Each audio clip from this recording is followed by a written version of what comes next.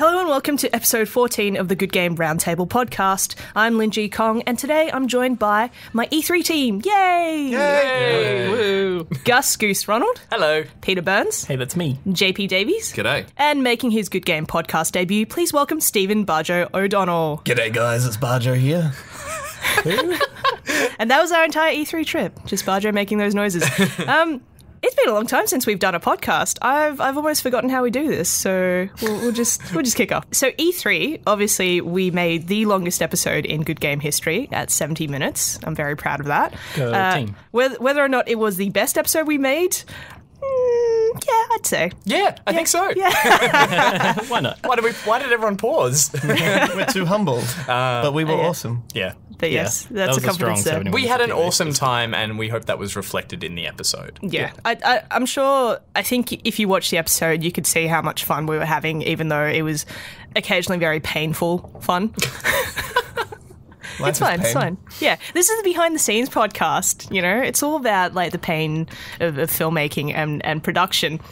So I want to kick off and talk about how we actually plan an E3 trip and plan the episode, because a lot of people don't really know how much work actually goes in to making it to LA, you know, before we even get on that plane.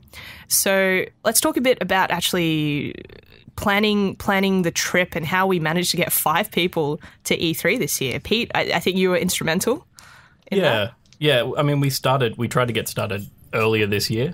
Typically, the process happens like March, April, but I was in January, and so was a lot of the team, and we were just like, let's get it done before the end of the month, before production on Good Game actually starts. Because getting in early means, you know, you're saving money on flights, accommodation, and just locking it in so you don't have to think about it later. And that money that we saved over previous years, just in booking early, was enough incentive for us to be able to slip in the 2 extra tickets, you know? Like, that's how much of a difference get it you makes. and Gus in. Yeah, it was a little bit more expensive, but we also went there with a plan to make more content, and we did. We made the nightly episodes, which we'll talk about them, I guess, in more detail later. But that was part of the plan going over there, was to produce more content with a larger team and hopefully cover the event better. Yeah. I think last year, you know, from Hex's experience, we knew that E3 was getting bigger and there were a lot more fringe events, and, you know, this year in particular, EA Play having a separate event as well.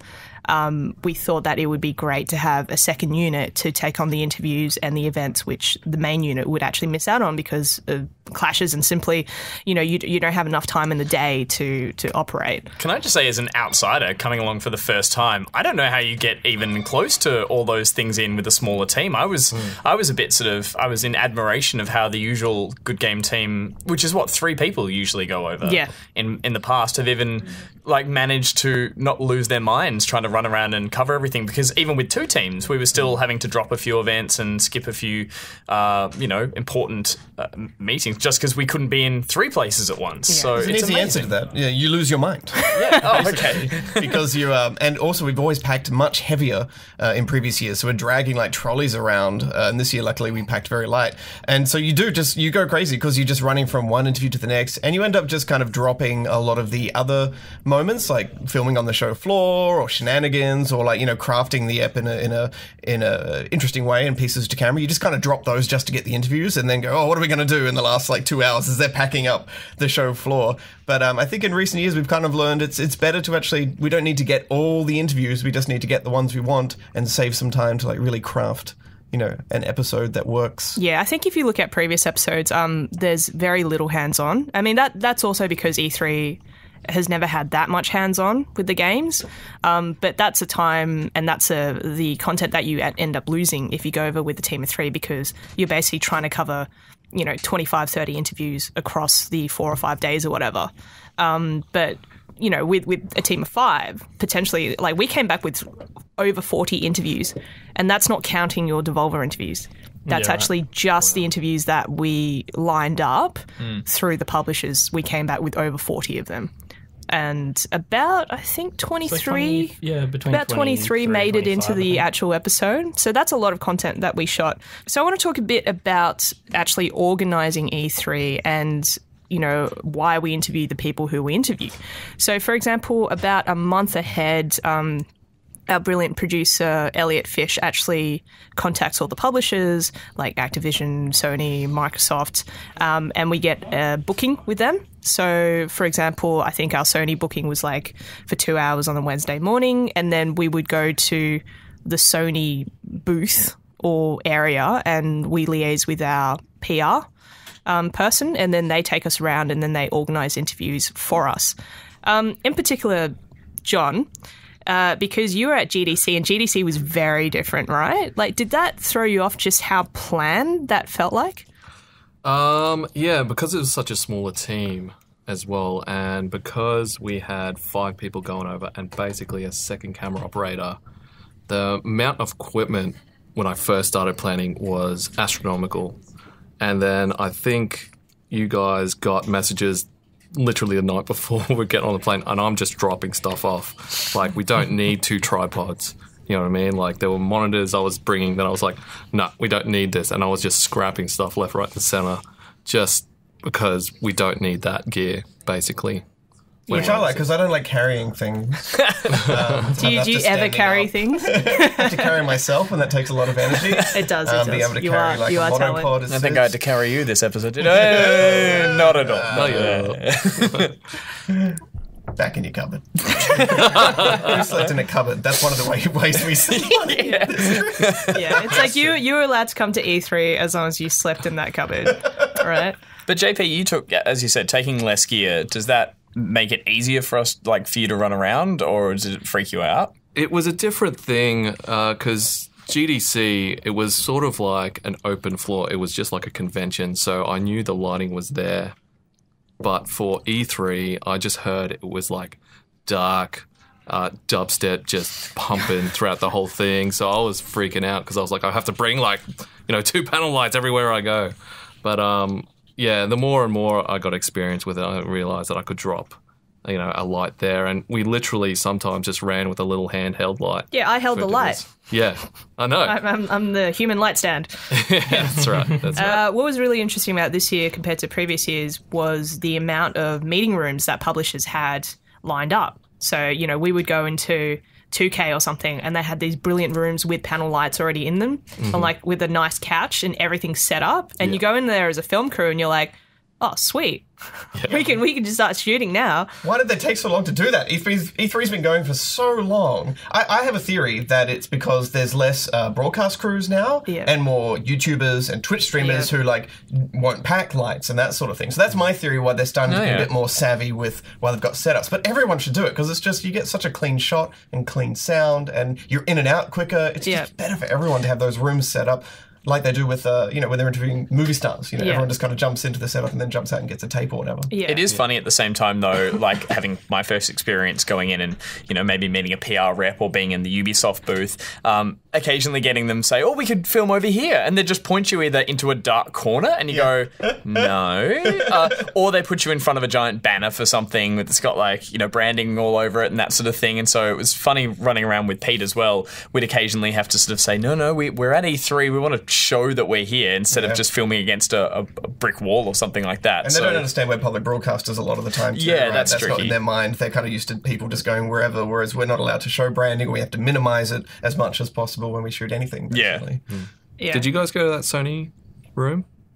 No, we didn't go there. The blue couches, David Cage, perched, nested in one of those massive couches. Also, you looked like you were in a glass bubble and you didn't have to deal with the rest of E3. It was just walking around behind you because, as JP says, it is loud and it is flashing and it's, it's distracting at the same time. So it's What's tricky really to work interesting also is that I think you and Peter's experience of E3 would be very different to our experience of E3 because we had all the main appointments, like with Sony, with Xbox, with Activision, with 2K and all those really big publishers who had the big booths and setups, whereas you guys were roaming around, Devolver and also in the concourse hall, which people don't understand is this giant space with mini booths. So that's where Telltale and, all the smaller mid-tier companies were as well. Dawn of War, that didn't make the cut, did it? No, Dawn of War wasn't here. No, it didn't. But I expected, honestly, I thought there'd be a lot more of that. I thought this was a trade show. I thought there'd be a lot of publishers and people spruiking from their little booths, that sort of setup as well.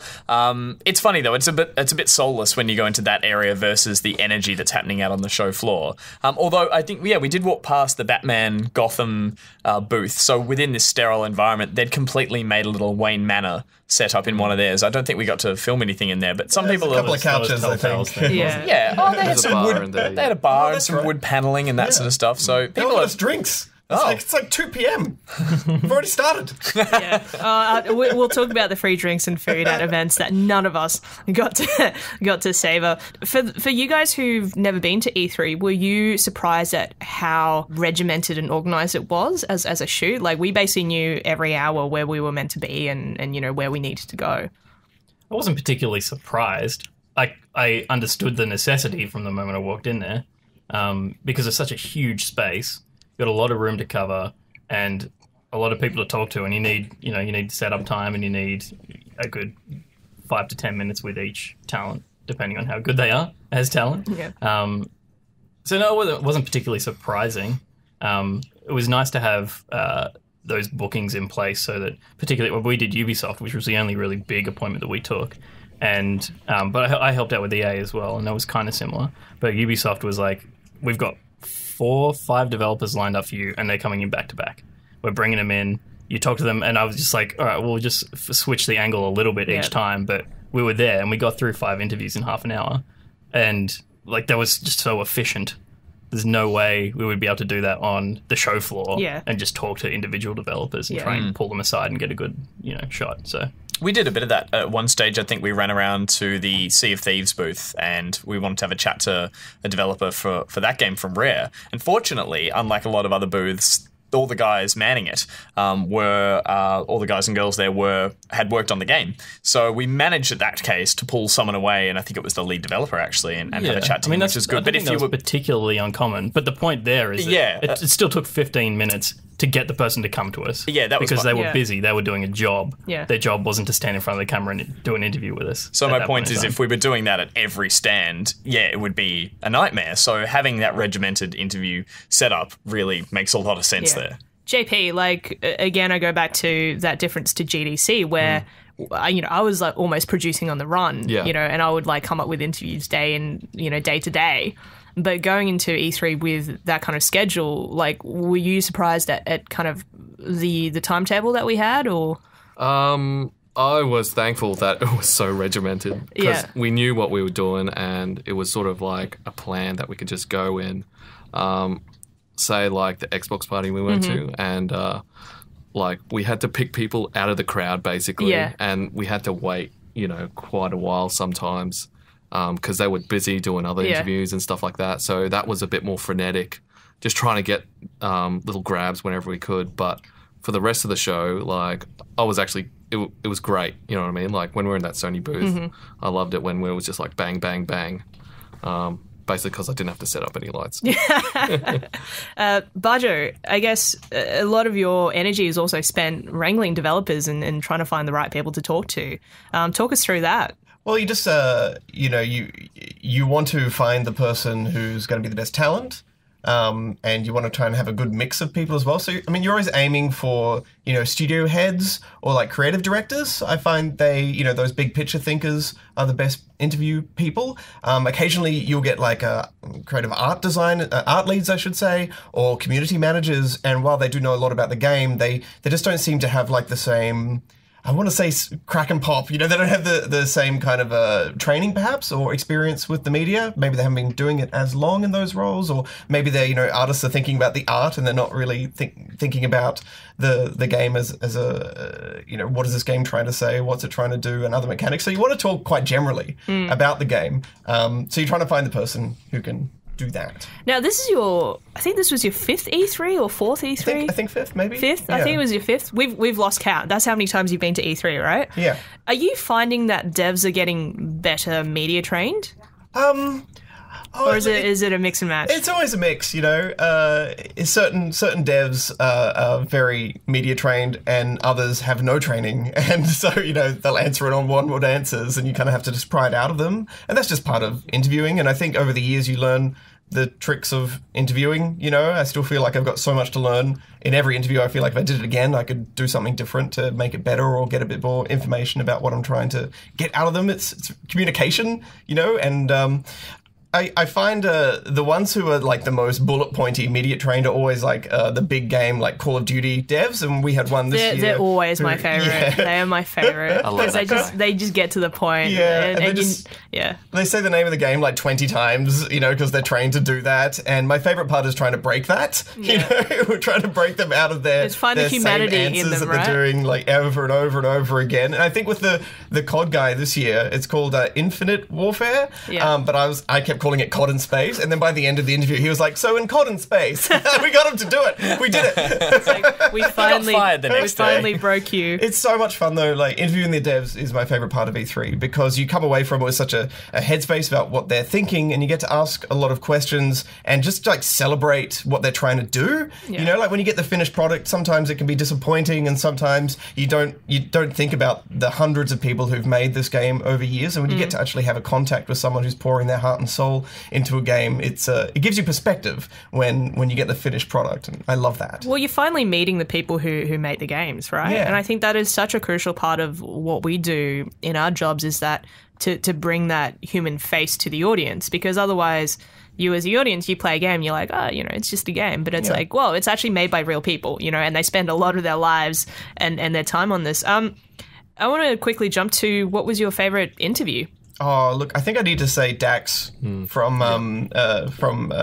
Rocksteady for Batman VR, because he's just so energetic and he's so fun. And then like he was there when we played Batman VR, and he was just like, he was like a buddy next to me, you know, talking about the game and just reveling in the joy of Batman. I think for a lot of people that was their favorite part of the episode as well, because you know, that was like 2.5-3 minutes worth of interview and game and, you know, hands on.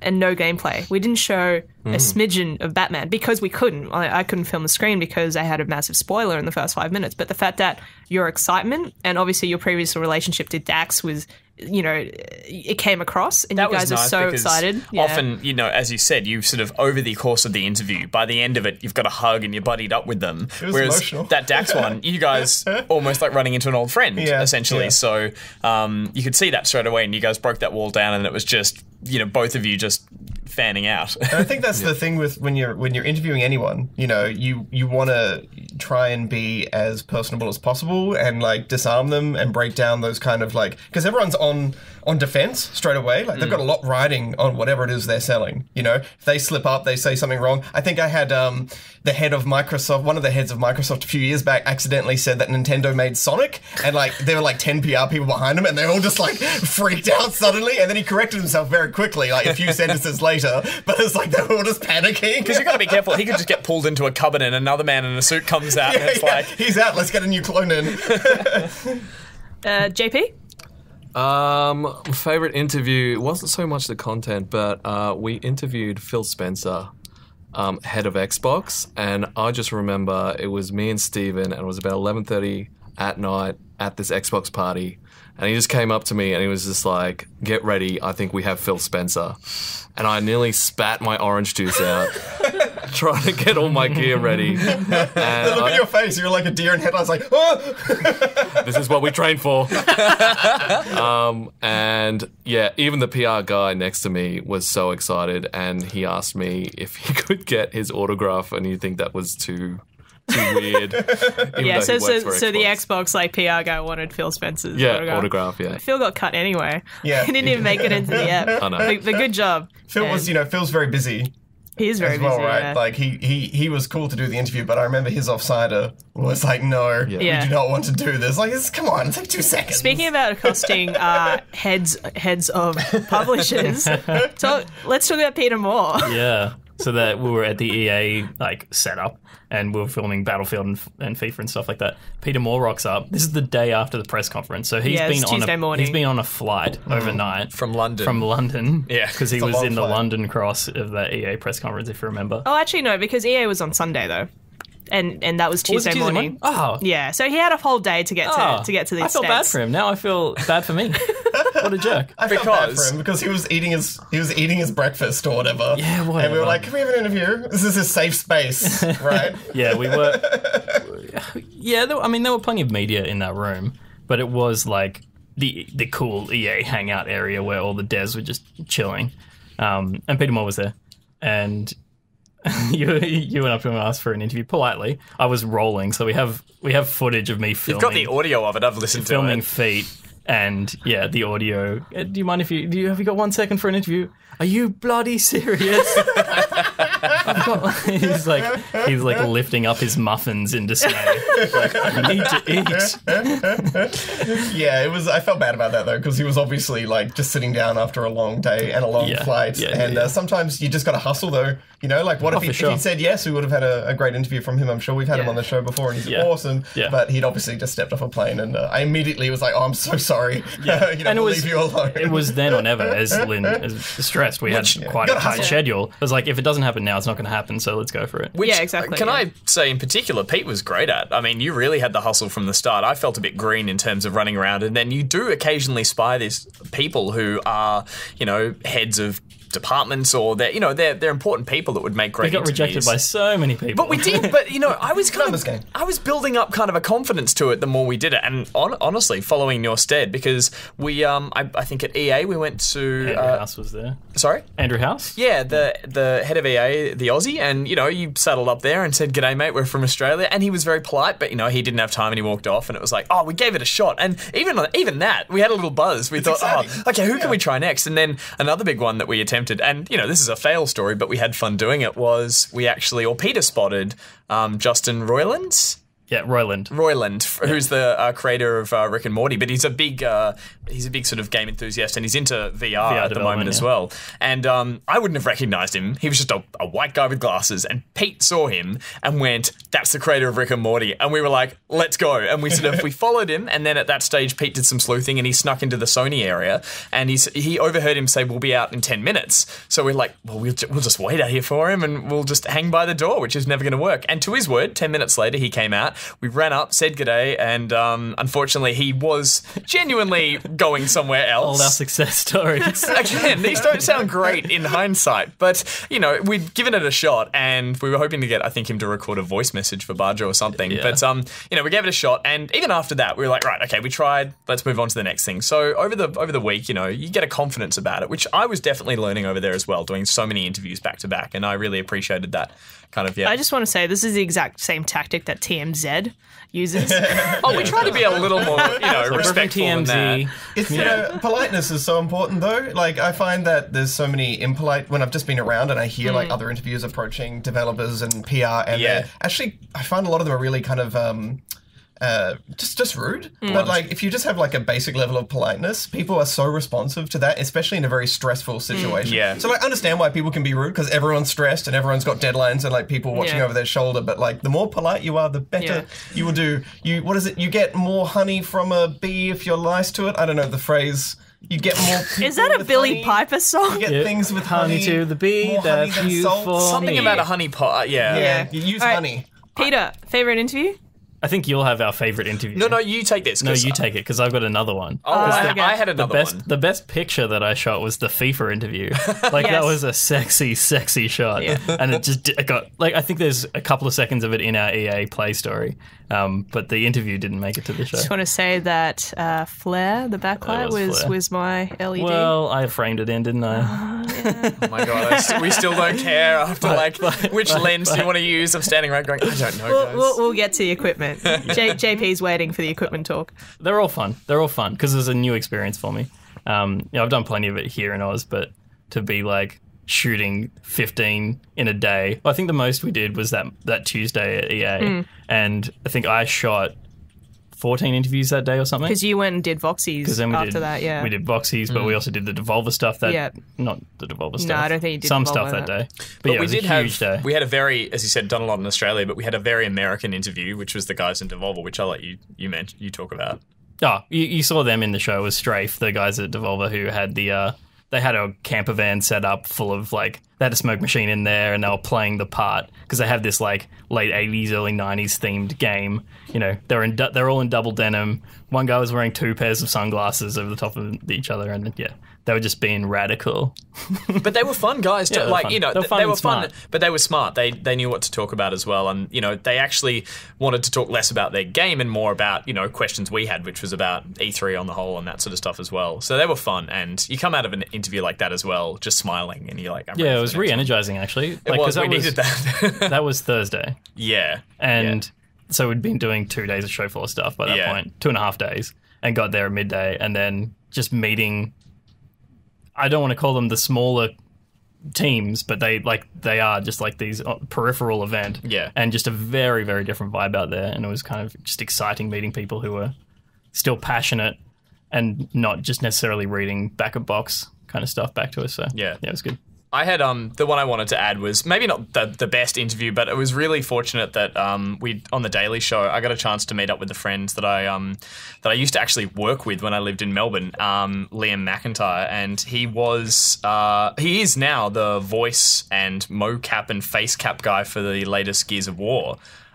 Which he'd got this amazing gig, but we bumped into each other on the Xbox press conference show floor, and it was fun because it was just like I saw him again, and we just went back to the days of when we were both running around playing video games together and being idiots. But there we both were in this very, very different situation, and so we actually got to pull him aside, and we met up with him later that night. We were pretty knackered, but we got a chance to have a chat, and it was weird because it was like, here I am trying to interview someone who I'm friends with who's got this amazing career now, and we had a bit of a laugh, and yeah, it was just nice. It was something I was hoping to do when we went over there, and getting to actually do it was really lovely. So the idea of having 2 hosts go over to E3 is something that we've never done before, and I don't think, I mean, we've done it very few times really on both shows that we take 2 people to an actual event. Like I remember we did it at Acme Games Masters. Japan, I think you two. Oh, Japan, obviously.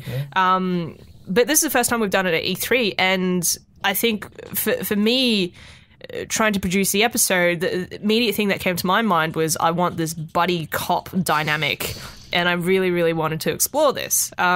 Which brings me to the intro, to the training day intro.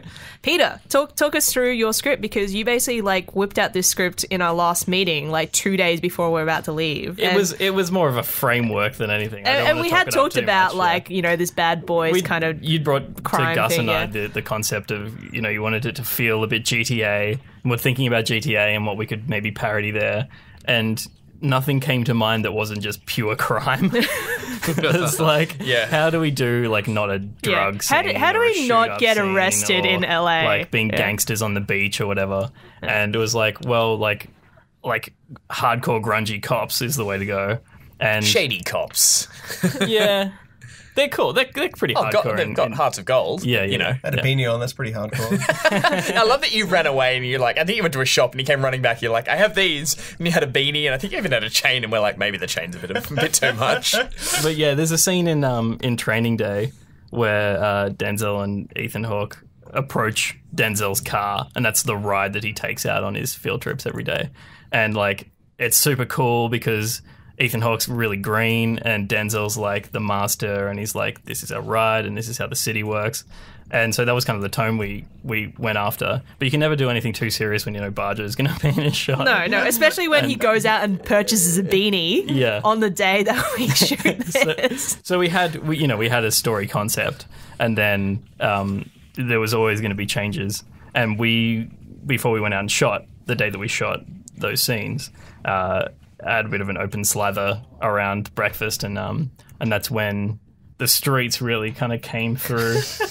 And that was, I mean, that's the strong line that brought us through, that ended up being the strongest part of the narrative throughout the whole thing, the streets. So, you got Bajo's improv lessons to thank for that one, I think. Talk us through your character. Where did he come from? Talk us through your characterization. I just did a lower voice. We talked about the streets a lot. Don't forget the beanie. The beanie was integral. Whenever we go to E3, we always try and think of some fun way to shoot it. You know, some kind of treatment for the episode, so it's not the same thing each year. And it's always a challenge. And it's always a challenge with time and what we can do and what we haven't done before. But what I really liked about this was we were able to just shoot lots of kind of really cool GoPro GoPro stuff on cars and shots of LA, quintessential LA kind of stuff, and then just cram it all together in this insane montage. So we'd been to the pier before, but we got to do it in a different way, and it's always fun trying to think of something to do. I remember you called me because our apartment, it was kind of near a bunch of stalls, or it's like a Paddy's Market area, I think. Yeah. And you went that morning and you called me and you were like, what do you think about chains? I had one with a gun that was covered in jewels. No, Stephen. If I'd had another hour there, I would have come back with such crazy stuff. Some of the areas we shot in, though, like if you were walking around with gold chains around your neck, you would have been They're just plastic. pulling too much attention to yourself. For sure. Well, we got very lucky this year because, like Bethesda last year had. Was it their first press conference last year? Yeah. And they had it on the Sunday. So usually all the press conferences would be on the Monday. And then this year, EA also put their event on the Sunday as well, which meant we were lucky enough to go a day ahead of schedule. Like usually we leave on the Friday and you get there. Oh, on the Saturday and you get there Saturday. Yeah, so and then we you would leave typically Saturday. have the Sunday to prep and To do prep everything. and do your B-roll and stuff. Sunday's been taken by big publishers now. Yeah. So. And so we actually left on the Friday, right? Yeah. Yeah. And so the Saturday we actually went around LA and shot this intro thing. So we went to the pier. JP, do you want to recount us making you take part in a scene? I think I hadn't even shot a frame, and you told me I was gonna be acting in it, and I was like, "Oh my god!" You nailed that role. We need a dodgy drug dealer for under the pier. That's right. Quick, get the camera The going. dodgiest guy, and Bajo's like, "It's JP. That's him." Yep. So the idea is you actually see very little of this in the actual episode. You just see money being handed over and then Thank fairy God. floss being handed back. And we had this whole elaborate scene because we wanted to shoot underneath the Santa Monica Pier. And we got under there and, there are people around. We're like, okay, so we're doing this fairy floss, drug deal under the pier. Who's going to play the dealer? It was either between me or JP. Yeah. And Peter was too pretty. So. yeah. Pete, had I good think you were hands in the for wrong it. shirt or something, or you I didn't don't have know. a jacket. I don't know. I don't know. Didn't I don't matter. know why. Didn't matter. I don't know why. We made the right decision. So basically, we went, well, JP, you look like a thug. Dodgy. You look like the biggest thug out of our team. So you have to play this character, and then Pete will shoot. And this is before we really shot anything that day. Yeah. We just shot some B-roll. Yeah. Oh, and then dark you got time. fairy floss all Yeah. over your back. Yeah. So JP's hiding fairy floss, behind his back, and then we finish the scene 20 minutes later. He's like, "Oh, I've got blue fairy floss Yeah. all over my jacket." So anyone Yeah, familiar with the gross. chemical properties of fairy floss would know that when it's exposed to heat, it starts to melt and turn back into the sugar that it once was. And JP's got a hot butt. So he had The fairy floss warmest, moistest part of my all over his butt. Are you wearing that jacket right now? Is that the jacket? No. No.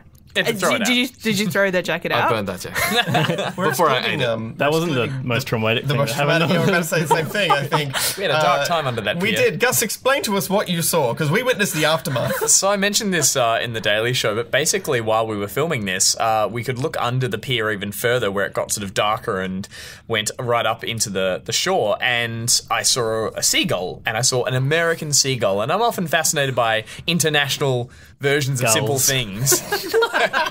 You just see something that you would just think is normal in Australia, and their seagulls they had there were huge. Yeah, they're big. And it had a big hooked nose bill, and I pointed it out to Bajo, who just couldn't care at that point. I was like, "Look at the size of that seagull!" Like, And great gull. you went, yeah, whatever.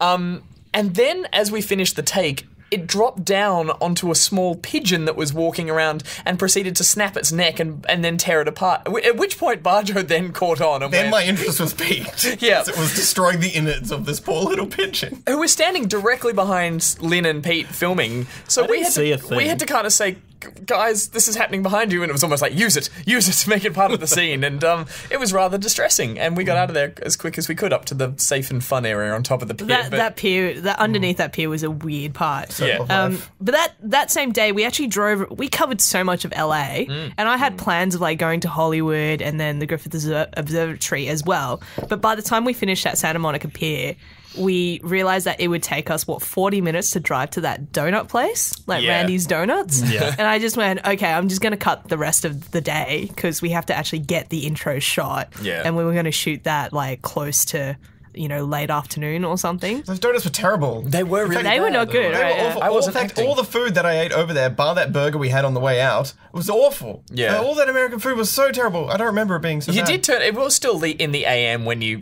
proceeded to whip out a couple of churros that you'd bought on the pier, and we're They like, were good. But, They were the only thing I liked, actually. Yeah. but yeah, no, that donut place I remember seeing in a few films and thought this is reasonably iconic. So I found it on the GPS and thought we've done some Hollywood stuff in the past, so let's go and find some more grungy LA, because that's what I really got a kick out of while I was over there. It was looking at those sort of sewer canal areas, the dirtiest areas of LA just felt like I'd seen this in GTA or I'd seen this in a movie. So yeah, I think we then went to what was it, a Waffle Hut or something? Roscoe's Chicken and Waffles. Yeah, again, House of Chicken and Waffles. Stuff that's so kind of iconically gross but has a cult following. And yeah, what were our thoughts on chicken and waffles? JP? Chicken waffles? I didn't actually have the waffles. The chicken was amazing. Everything else was pretty average, though.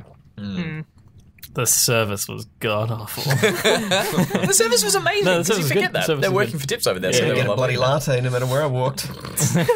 Yeah. No, you could get them at Starbucks, but Yeah, this is milky, Oh, sweety yeah, grossness, yeah. though. They don't really we make coffee consumed over there. way too much You don't Starbucks really over make the coffee. week We had a because lot that of was like the coffee. only coffee place that we had access to. So anyway, the place that we actually shot the actual intro in, we found that morning through Google Maps. Like we were just Google mapping, kind of streets close to the canal system, like next to us. And so we found this brilliant street called North Myers Street. Go in the daytime. Go in the daytime. So we had two cars in the trip. Pete and Gus were in one car, and then so their unit 2, unit 1 had a car as well. And we got there before you guys. And I remember calling you guys and saying, just so you know, there are just a few sketchy cars hooning around. It's LA, man. I mean, we thought that initially when we turned up, and it was such a great spot. It had a really good view of the city. It had the train tracks. It had the sewer there as well. But it was Helicopters. And helicopters And a heli. next to maybe a prison or what. I don't know what we were near, but it just looked so. I think it was a police headquarters, actually. Yeah, it just looked so LA, which was great. But then, the second a few cars stopped and people got out and started wandering around, I think we Really low assumed pants, like their pants were they like were down tourists. to their, under their we knees. just assumed They were the baggy. worst. There was Too one baggy for me. moment where Pete was like, I just need to get a shot of that train, of like disused train with the graffiti on it. And by that time we had finished the intro and everything. And I was like, Peter, no. Yeah, we were pushing This is our like luck. We were there too long. Saturday. This is the it start was of our fine. trip. It was Like, I don't want to Peter dies. lose any limbs before we get to E3. I love the idea though, of us like jumping in our cars and rushing away and going, oh, we got away, and they're just being these polite people going, oh, those Australians live left or something. It's like they were normal. It was Yeah. fine. We were just we were just a Baggy little. pants, man. I don't trust baggy pants. Everyone wears baggy pants over there. It was Yeah. fine. it's warm. The funniest thing is when you guys were driving around in that car, so we were trying to follow you guys and get shots of you driving Bajo.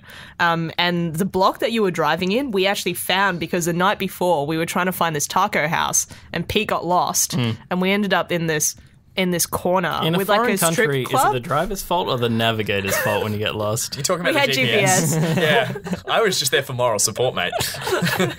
But yeah, so we Tell you ended when up the in lights this went green. corner, like this kind of very industrial warehousey corner with like a strip club Yeah, on yeah, one yeah. street and stuff, Yeah. and we were like, oh, this is great. We perfect. have to like make note of this place and find it again. Yeah. and we managed to find it, which is great. All right, let's talk about equipment. So I had a question today, I think through Twitter or Facebook, I can't remember, through the social medias about what kind of equipment we used. Peter, do you want to talk about your setup? Yeah, I was using a C100 Mark II and swapping between a 24-105 and a Sigma 50mm. That's my favorite. Is that a prime? It's a It is sick a lens. It's a very pretty lens. Has it got zoom? It is a prime. No zoom. Got it right. No zoom. Practiced all week. No zoom. You got one with And zoom, mate. and a monopod. So I was running around, and we had lav mics. So that was the kit: monopod, small camera, like small body camera, couple of lenses, and radio mics. Of which, I was mic'd up for the whole day. It was pretty much, Yeah. I think by the end of the week, which is just a little battery pack and a mic that we just stick to my chest. By midweek, I was tearing so much hair off. I just went and bought a razor and shaved a little bald patch. And just in the morning, once it's down, you just walk around mic'd up, which meant that when I lost Pete one day, he could find me by talking, or by finding the signal strength, I think. It was just following the signal strength. Yeah. Just call each other. I mean, it's cool, no? Just your phones. Call each other. It was fun. It was like a movie. It was like a sci-fi movie. Yeah. JP, Live a little. talk us through your setup. So I used a C300 Mark 1. Pathetic. And I used 24 to 105. And I used 35mm prime a lot as well. Plus, I had the monopod, which I didn't have at GDC, and it basically saved my life. Oh man, everyone had those monopods. Let's talk about the monopods, because you guys love those monopods. Oh, they're beautiful. Yeah. I mean, you were using your own monopod. I was using a monopod we hired, which had a fluid head as well. So it was awesome. It's just the best thing. For those who don't know, a monopod is like a tripod, but it's just got one leg. So you have to hold it, kind of, like it can balance, but it's a bit precarious. It's got splayed legs down the bottom, like mini legs that fan out. The point of it is it's so easy to pick up and go and put down, and you're not like having to tighten legs and juggle and then do your the bubble thing to like basically get it level. it's for static shots that you want a bit of movement in, so you would typically handhold, but doing 10, 13 interviews a day, whatever, it's just too hard on your body to do that. So it just holds the weight of the camera, and especially if they're sitting down. Particularly if they're sitting down, like crouched over is just like super bad for your back. But yeah, they kind of just take the load for you. I did like how you were big fans of them, and at one point, Pete and I were just quickly filming a PTC on a red carpet out the front of EA Play, and we had the monopod there. I was stuffing up takes or something, and as we're getting through it, a security guard, actually he looked like a cop, I think, and he was this very, very gruff cop, came over with aviators. He's like, I'm going to need you to move on, and no tripods. And Peter went, I think you'll find this is a monopod, actually, so we should be okay. He said, no tripods? It's like, no, see, a tripod has 3 legs, where this has 1. And he's like, just move off the road. We're like, right, okay, fair enough. But like, you tried. That's not how it went. Oh, we won. Yeah, well, eventually I think I totally won that. He was a security guard, and he's like, no monopods. And I was like, no tripods. And I was like, they don't want tripods because they don't want people who can't get out of the way. He didn't want to hear a monopod. I'm basically hand-holding. And he was like, I don't understand what you're talking about. You got to move. And I was like, all right, well, give us the time to get our shot. And then we got our shot. My story was better. Your PTC got cut, though. Oh, yeah, so it didn't even matter. In the end, it was worthless. Yeah. In the end, it wasn't worth it. This is actually the first E3 that we've gone with a full lav kit and also a 2-camera setup for the main unit. So, for example, all of Bajo's reverses that you see in the episode, I shot on my Canon 5D Mark III. I had a variety of lenses from the 24-105 to the Sigma 35 and 50, which is really cool. And we also had a lav kit for our guest interviewees as well. Usually in past E3s, the producer would actually boom mic the interviewee. But this time and post GDC, I think for me in particular, I don't think I can do event coverage again without a second camera, because I just think it brings so much more to the episode when you can actually see the host and the presenter in the episode. But I think, Stephen, you had more to say on that. Oh, the second camera was such a big deal. That's why it was the best E3 ever for me, which we so unhumbly said at the top. But for me, it was the best ever because I could be myself. When you're interviewing someone and you're not on camera, you tend to like leave lots of pauses and like just kind of ask question, wait, so you get all the footage clean, But when there's 2 people there, and maybe it's just like, because I've gone a few times now, this time I really wanted to just be myself and laugh and try and have a conversation with devs, and it took me a while to warm up, but I think we got a few interviews there in particular where it felt like we were 2 people just on a couch having a chat, and that's what I love the most, having that freedom to just be myself and not have to think about how it's being filmed, just focus on talking about games. Yeah, absolutely. I mean, I didn't ask myself when we were talking about favourite interviews, but my favourite interview, David Cage is the easy answer, but my actual favourite is the Horizon dev, Herman. because I think that was the first interview that, we were in the room, we were cross-shooting.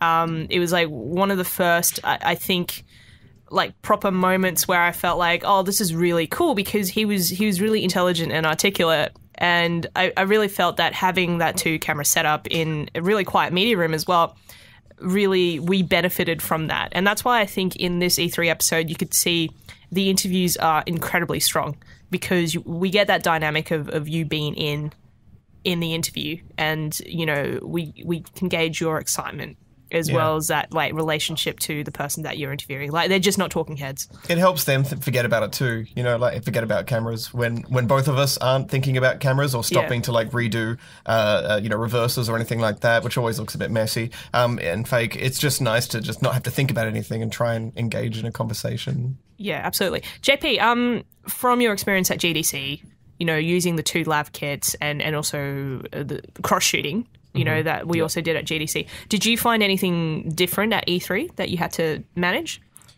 No, you're a Me? dream. I'm pointing to myself. Was I difficult to manage? No, you're fine. I was more aware. E3 was more challenging. I don't know how you guys found it. Second unit found it. There was much more interference. Yeah. Everywhere. Like on the audio side? Right. On the lav kits, because they're wireless. Wireless. Because there was so many more crews there. You got wireless gaming. There was stuff. We got rumbled by the Bethesda people at one point for having our wireless mics on, basically. So and just for good cause. Like, yes, you were picking up on your receiver the transmission from. So we should just explain that this is in the Bethesda press conference, and usually in live events you're not allowed to use wireless equipment with RF, because that interferes with the actual show. And you were picking up the actual live transmission. Yeah, and I knew I had to turn off straight away. Yeah, because you can get fined a lot of money, basically. So yeah. So we kept it on. I would have loved though if on stage you suddenly heard these us going, "Oh mate, just gotta go get a bloody go get a coffee anywhere around here, eh?" Just like piping through the Bethesda conference. Yeah, that that was by far one of the most uncomfortable press conferences for me and Peter. Okay, let's talk about press conferences actually, because what's again interesting this year is obviously we're having 2 hosts in the press conferences.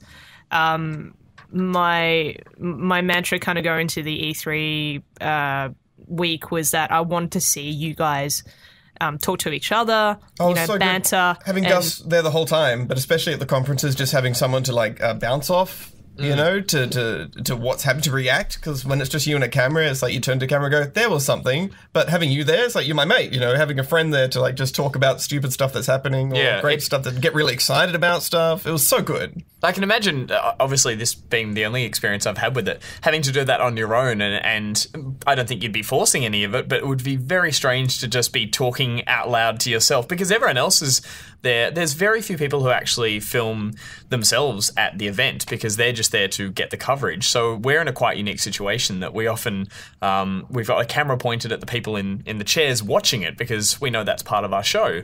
So it was funny the first time, I think, because you were cackling away at full volume and I was sitting there going, shh, we've got to be quiet. And then eventually I was like, oh, screw it, like, this is why we're here. We're here to have fun and here to, enjoy the press conference more than anyone else gets to. So the press conferences are the most hyped up days of E3 in general, like by far. So if you're not like being hyped and enjoying yourself kind of at that level, then and by the next press conference, I think by Xbox, I was a bit delusional at Xbox, but I was hooting and hollering and having a ball. And you got to get into the hype. I mean, why not? Like it's a hyped up event. They're trying to hype their games. Why not let yourself go? It's quite often I'll go to like E3 with this kind of you have a bit of a jaded sense, like especially when they are really spinny press conferences, which have been a lot of in the past. So like, oh, Microsoft, here we go, and then by the end of it, you're just like throwing your hands in the air, going, I can't wait for all those things. I think that's important, that's why most of us, I think, on the day said that Microsoft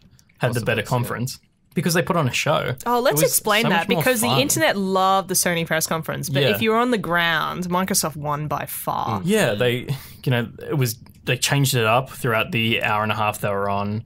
And they had new hardware as well, new hardware is so exciting. It was a show. It was a show. They had fake snow. Fake snow fell from the ceiling. It was beautiful. Yeah, but I love the fact that Microsoft, had the devs come through. They were showing off hardware, software.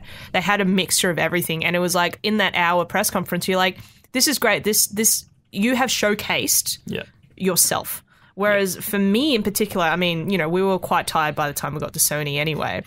But Sony felt like, for me, an hour-long trailer fest where 3 people basically came on with Kojima as well, to talk shop and to talk hype to Sony fanboys and girls. And we often, I think, sort of, as we said before, we make a bit of fun of the laser lights and the dubstep and the sort of spectacle that's there. But when you are sitting in a press conference, you can eat that up versus, say, the Sony one, which was very well put together, but having an orchestra and they had big pauses and they had to walk all the way on stage from left to right every time someone came out to some kind of plodding bit of classical music. It was a very lovely effect, but it wasn't the effect I wanted from a press conference. So when you said the Xbox One went for an hour, I thought it went for less. It flew by. They just didn't have any fat on that. It just kept going, kept cracking through it all.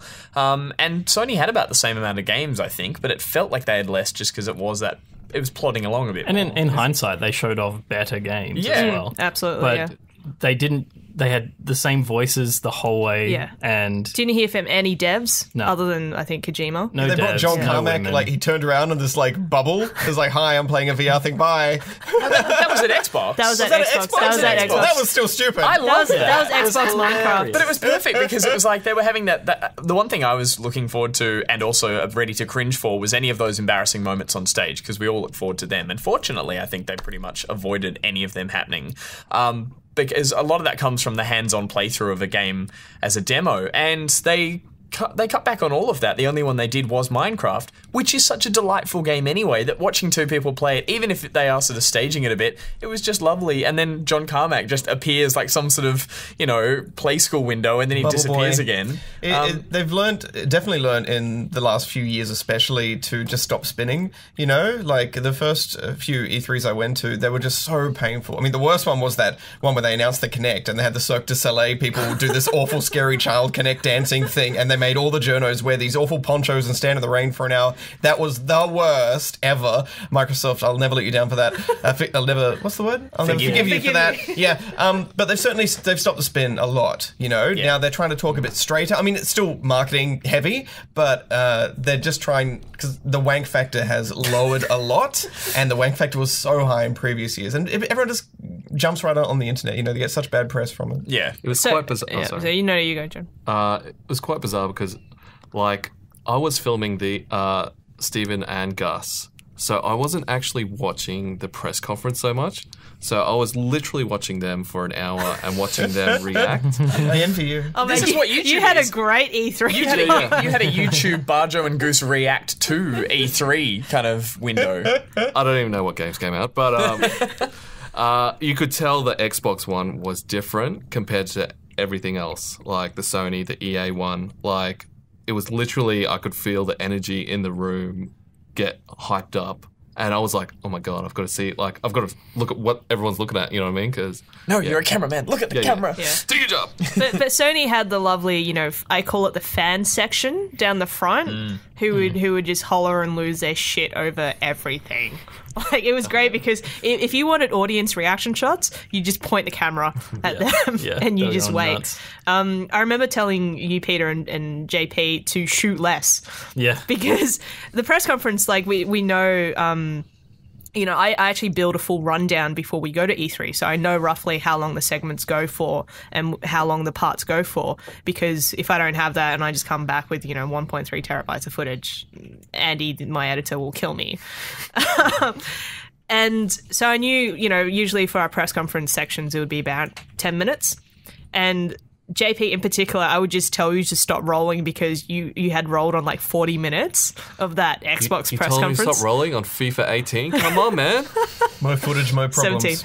17. 17. And Peter as well, you shot a lot, and I was like, we're going to use 3 shots. I know, but What you which did. 3 shots? He's right though. It's like it's funny even just thinking back today doing this podcast about the things we shot and the things that might have not made it there. It's without those shots you wouldn't have got the ones we used. So it can feel a bit not like a waste, but sometimes you think, yeah, we cut some interviews or we didn't get that shot when we went out on location. But being able to come back with that much content means we can really sift through and find the best bits. And when you're looking for reactions, you're rolling before it happens. Yes. So you're trying to anticipate, and you're wrong 3 out of 4 times that you're going to get the reaction. You're going to get that after. one, yeah. And so you've got 3 shots of an audience looking bored, and maybe you're just looking at the wrong part of the audience, and then you need to find a different part of the audience, wait for something big to happen again, and be rolling for that as well. So it's like there's so much footage of nothing in anticipation for something that may never come. Yeah. Like the Project Scorpio thing. That was the only time I was like, something big's happening. Oh my God. I've got to keep it focused because something big's happening. Because that was the one where I think you were adjusting your camera and we actually kept it in the episode. Yeah, because I was like, something is happening. I've got to like be ready. I think I yelled at you one point, JP, what's happening? Let's talk about the very, very uncomfortable Bethesda press conference. Yeah, I mean, that was uncomfortable from minute 1. We rocked up on a shuttle bus because we had to drive to a location, a parking lot, and then got shuttled across to where the conference was happening, which was cool. It was like an old hangar that had been gutted and turned into like a cool space. But the line was how long? It was insane. It was like we stood there for like an hour and a half in this line of hell. You know, I've never been in a queue that big in my life. Well, it was the fact that the line actually went out onto the street and down around the building itself. It changed postcodes. It like went from the good part of town to the bad part of town. There were upturned cars and tires at the end of it. Oh, I remember.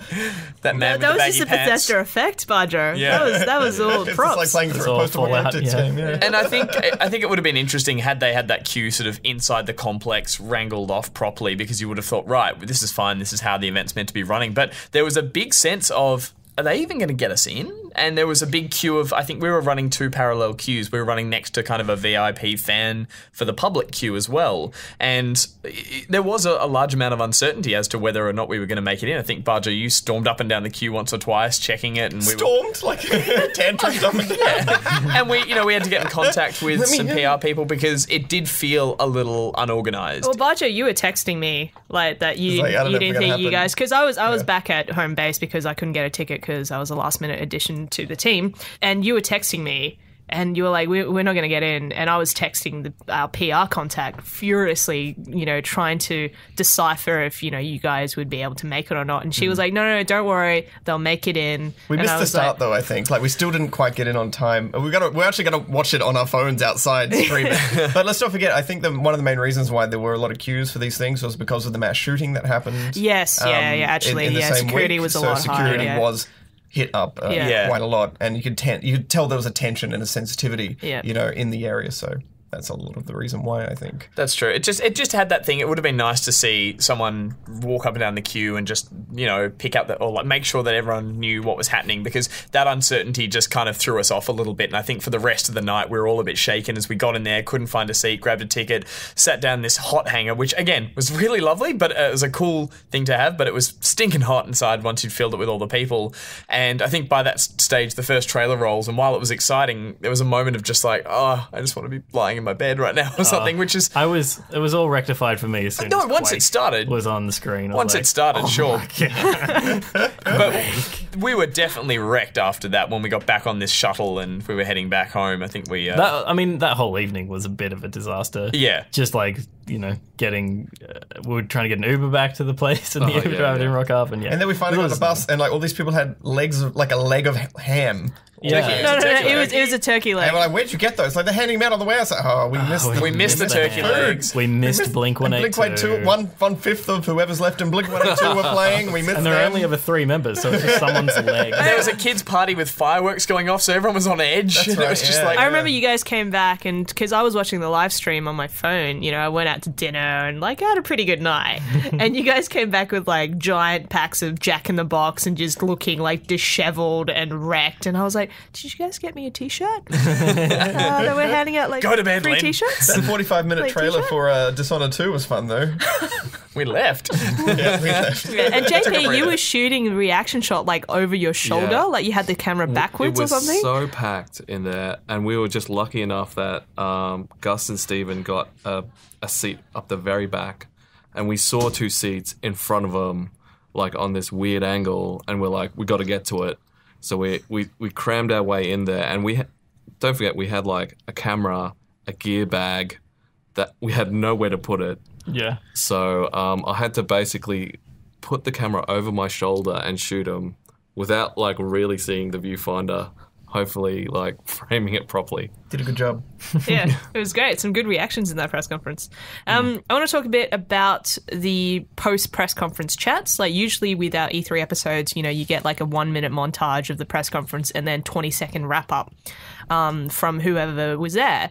And having 2 hosts this time, I was very, very adamant that I wanted you guys to have post-conference chats and actually talk about the conference. And when Andy was actually building that segment in the edit, I said to him, look, let's swap this around this year. Let's have a 20-second montage at the top of each press conference. And then the bulk of that, press conference should be their chat. And then we will just put overlay over that chat. Like watching that section, what did you guys feel? Like, how did you guys feel that did? It just having Gus there for everything was great. Like whenever we got a chance to chat about anything, especially the press conferences, because it's fresh on our minds, we're both buzzing from it. Just having someone to chat to is such a big thing, because that's what you do when you're sitting back here watching the live stream with someone. You want to chat about it as you're doing it, and so it's just fun to like gauge responses and have someone to banter with. And again, it's what can we, as the show going over there, what can we sort of give that you don't get watching just the press conference online? And I think what a lot of people do is they might stay up and they might stream the whole press conference, which is great. But often you're left to tweet or check social media. And what we had the ability to do with 2 of us over there was have that conversation that people often enjoy, either agreeing or disagreeing with, or just seeing people's reaction to it immediately, which is what we tried to do with those chats straight afterwards, because that's a difference that we can bring. And I feel like we do we did the Daily Show over there, and we have Nick back here covering all the news, and I feel like just the E3 app as a whole is very much I feel like it's a journey of us going to E3 with our experience, our personalities, and trying to like get that on screen, right? I feel like that's a part of why people watch the E3 app. Yeah. And so by having 2 of us there, we're able to bring that out much more, I Definitely. felt. And I hope the audience liked that, because that was one of my favorite parts of making this particular E3. I also think the interviews, the strength of the interviews, I don't think anyone else in the world, and I will put it out there, I don't think anyone else in the world had the variety and the depth of the interviews we had in the E3 special. And I think a lot of that content would come because a lot of the other outlets have to get it out really quick. Yeah. Because we're very lucky we're government funded, so we have the resources and the time to like put something together and craft it. Whereas I think I'd say 99% of the other outlets, their main objective, right, is to like get this up as quick as possible and get as many views and as many get ad those clicks dot points down those from the points. interview. Yeah. So we're very lucky in that way, and it's a wonderful thing to be able to do. Absolutely, I agree. And it always kind of missed me a little bit when people, say, oh, you're 2 weeks late. And it's like, well, our coverage is actually very different. Immediacy can only give you so much. But when you come back and you have a bunch of professionals craft something that you're not able to access, on YouTube or online, immediately, then you get a different experience. Yeah. And I think obviously print can get out quicker and deliver a lot of really good content quickly. But it's a very different... Online print. Yeah. Digital print. There are great interviews online that are really, really deep and, a super deep read. But there's a very big difference making video coverage and finding the interesting grabs and editing the sound bites together to make them work and work smoothly with the right pictures and tell the right story. You're right, because watching, even as we walked into a few press conferences, I saw the traditional print media all sitting up with their laptops, and as things are being said in the conference or as in interviews, they are literally writing down the dot points of, game has 3 worlds to explore, 24 playable characters. It's like they're taking those back-of-the-box details and they're transcribing, and they will add their own flair and colour to it. But, we, I think, are a very different beast in the sense that we try to sort of trim through some of that and get to, as you said, the personalities behind the game. And I don't think that's necessarily fair to a lot of other news sites who do interviews and do them well, and as well as we do. I think you're talking specifically about the press conferences, so right? The journalists. Press conferences are different. Interviews, they're asking the right questions and they're getting good answers. But getting that out for print is as difficult as transcribing, which is a pain in the ass. Yeah, and also if you read a long form interview, right? Your mind goes, okay, well, I'm reading a long-form interview. Yeah. You watch a long-form interview without it being well-produced, well-covered, well-shot, it's going to come off as a bit cheap. I guess that's what I'm getting at. It's they have the luxury of being able to not only take just those straight facts down, which we often don't try to put in our show. It's also, they have the ability to have a longer discussion, whereas we do have those limitations of time, even with the longest ep. So it is we have to get a lot of material and then really trim it back. So, it's a very different beast. Certainly a credit to your edit team and yourself. Totally. Yeah, it was crazy. I mean, I can do a whole nother podcast with the edit team about how we put things together. But Gus, you have to leave in 3 minutes because you're actually flying off to Hong Kong tonight. Yep. For a mini holiday. I'm just going to go through some very fast questions. Okay, so let's talk about the nightly show. Let's talk about the workflow and the fact that it almost killed you guys. So Peter was producing and shooting, and you were obviously hosting and editing every night. Yeah. I mean, the idea behind that was to try and, as we just said, make something a bit more immediate, because the big show does take a couple of weeks to put together. And we thought while we're over there, while we have the technology and the internet capabilities, it'd be great to try and get something back. And in the past, I know Good Game has done a similar kind of thing. We've, I think, sent some video diaries back through Pocket. And I thought, we could expand on we only started doing that last year. That was last year, right. The first time. So the idea was to expand on that a bit and maybe try and make a sort of a mini episode, a daily wrap-up that was to do with, a bit more of the personal experience of what it was like being over there. And so we kind of took that idea and ran with it and sort of set up a little studio and, basically just sat down every night, buttoned on and talked through what we saw, a couple of little anecdotes and thought, we can whip that up and turn it around in an hour or so. And of course, like anything 5 hours later. Yeah, I'll let Pete sort of tell how it really went, but, it ballooned out a little bit. But things got on edge. Yeah, things got on edge. But by the second last ep, we were at each other's throats. But that's nothing unusual, really, for a production like that. It was insane.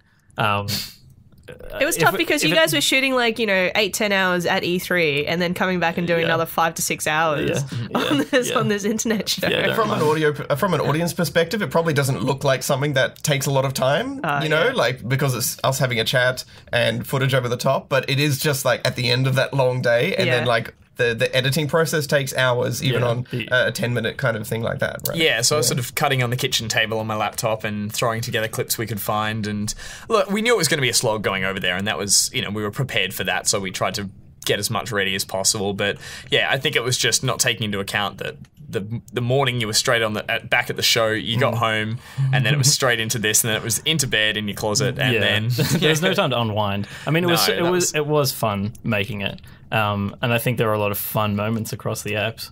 But I think if they happen again next year, it'll be pretty different. Totally, yeah. And we were finding by the end of the week, the interesting things were those anecdotal moments that happened throughout the day. Yeah. Because that was the fun thing about it was a chance to, let loose a little bit. And fortunately, having Stephen with me each night there, it was someone to bounce off and just, some of the wackier stuff that did happen, which was great. And look, I will say I was addicted to the comments over the week, just seeing what people were hopefully getting out of it. And it did seem like there were some really, positive responses. And the main one that I did read, which stuck with me, was someone saying it was kind of like getting to vicariously go over there with us, which was the point from the beginning, which was I want to be able to try and take viewers over there and literally live in with us for the week as best as we could. Yeah, I thought the audience reaction was fantastic, and I think I agree with everyone on it that content-wise the episodes were brilliant. On a logistical, level, we were finding a feat, to be sure. When you guys were up at 2 a.m., on the Monday night or whatever, trying to get I think it done. I was walking into... Really and then I think it was a Sunday night. It was after Bethesda, and we were already like not in a great way. No. And then that was the first app that night. So it was like, well, it was funny but because I think Monday night was worse because I actually had to pull JP off because we had finished at Microsoft the Xbox party at like 11:30 or midnight or something that Monday night. And then we had EA the next morning at 9 because they didn't tell me until the Sunday that our interviews were booked at 9. Yeah. And so there was this turnaround where I just went, oh God, people need sleep. I need to make sure people sleep. It was funny, we definitely got the sleep, but as Pete said, the time to unwind wasn't really there. And I think knowing that those first 2 days have big press conferences and we were going to have late turnarounds for the first 2 episodes of what was only 5 episodes, that did kind of put us back from the very beginning. And so we were playing catch up from then on, which, can only be done with so much coffee and, so many little breakdowns of relationships. But at the same time, I think at the end of it, we had a really fun kind of wrap up and it was just you guys had a little tiff on Wednesday? I wouldn't call it a tiff. yeah, it was more Really? a conflict of ideas. My idea was to get the show shot. Gus's idea was to have fun. I think it was fun. It was just producer versus talent. That's usually how the argument works. And it was amazing to spend that much time within such close proximity of each other because we were sharing basically a bedroom. And when I say that, you had the bed and I had the closet of the bedroom. And, we were I had nowhere to hang my shirts. Over Goose while he slept. I had my own shirts hanging over me, and and then every morning we're in the car together, and I was a bit of a nervous passenger over in the States. So I think a few times I was sort of grabbing the side of the chair and freaking out in the car, and that got Pete on edge a little bit as well. And I think we just hit a little breaking point, and we had a little breather. So everyone came back safe and well. You guys did very well. Okay, quick fire questions, Gus. Favorite moment of the trip? Really fast. You have to answer these Xbox really fast. conference. That was what I've always dreamed of from E3. Worst moment of the trip? The bus back from the Bethesda trip, the Bethesda conference where I was broken. Funniest moment of the trip? Would have to be... Oh, look, funniest moment was being on a ride in Disneyland, the log ride, with all these characters that were giggling and laughing in cartoon characters, and having Bajo behind me who does that laugh on a daily basis, and hearing just going, oh my God, you are a character off a Disney ride, personified. Amazing. And best game of the show? Best game, Forza Horizon 3. Okay. I'm dying to play that and set in Australia. I was just, fist pumpingly. That was the one I hooted at the loudest at a press conference. Okay, and overall impression of E3 2016, to sum up. It's been a lifelong dream, and so it was almost everything I'd expected. But honestly, I was more surprised about how much fun I had making an episode with you guys. That actually that actually overshadowed the event itself. Like, I had more fun working on it rather than actually experiencing it. It was school camp, basically. Yeah, it was. And, I was prioritizing having fun with you guys over... stronger than ever. Yeah. So, it was great fun. So, thank you guys. Thank you so much, Gus, for joining us today on the podcast. Worries. I'm going to let you leave. Cheers. Bye, guys. Bye. Thanks, mate. All right, so I want to go through these questions with you guys as well. Worst moment of E3? Well, my worst moment was when I split my pants. That was my best moment. On the second day. I was like, Jesus, I've only got one spare. Gotta ride this baby out. It was a big split too. It was we massive. saw everything. I don't know how that got by me, but I basically just went, yep, I'm just gonna roll with it. We had some serious laundry issues that week. Like, we did not pack enough clothes. I was covered. I had heaps. I had enough shirts. You had to the biggest share around. suitcase. Yeah, I know, it was huge. Dude, Yeah, I'm covered, man. You were wearing press stuff by the second last day. The second it was last day, give me I'm free shit. I need to wear it. Worst moment for me. Many little moments. Moments in the car with Goose as a passenger. He's a nightmare. He's gone now, so you can talk honestly a about him nightmare all the to be in a time. car with. He's like He's the worst backseat driver, and he's so precious about everything. Like, it was just god-awful. Every traffic light, he would say green as soon as the light went green, as though I needed to be going like 30 miles an hour by the time the light had gone green.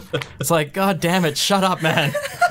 Like, it's stressful enough. But and JP, you drove the whole time over there as well. Being on the wrong side of the road, you're getting used to it. And it's like, he's just like, nip, nip, nip, in my ear the whole time. We were like a married couple. Except I was allowed to back. Peter, I am truly sorry.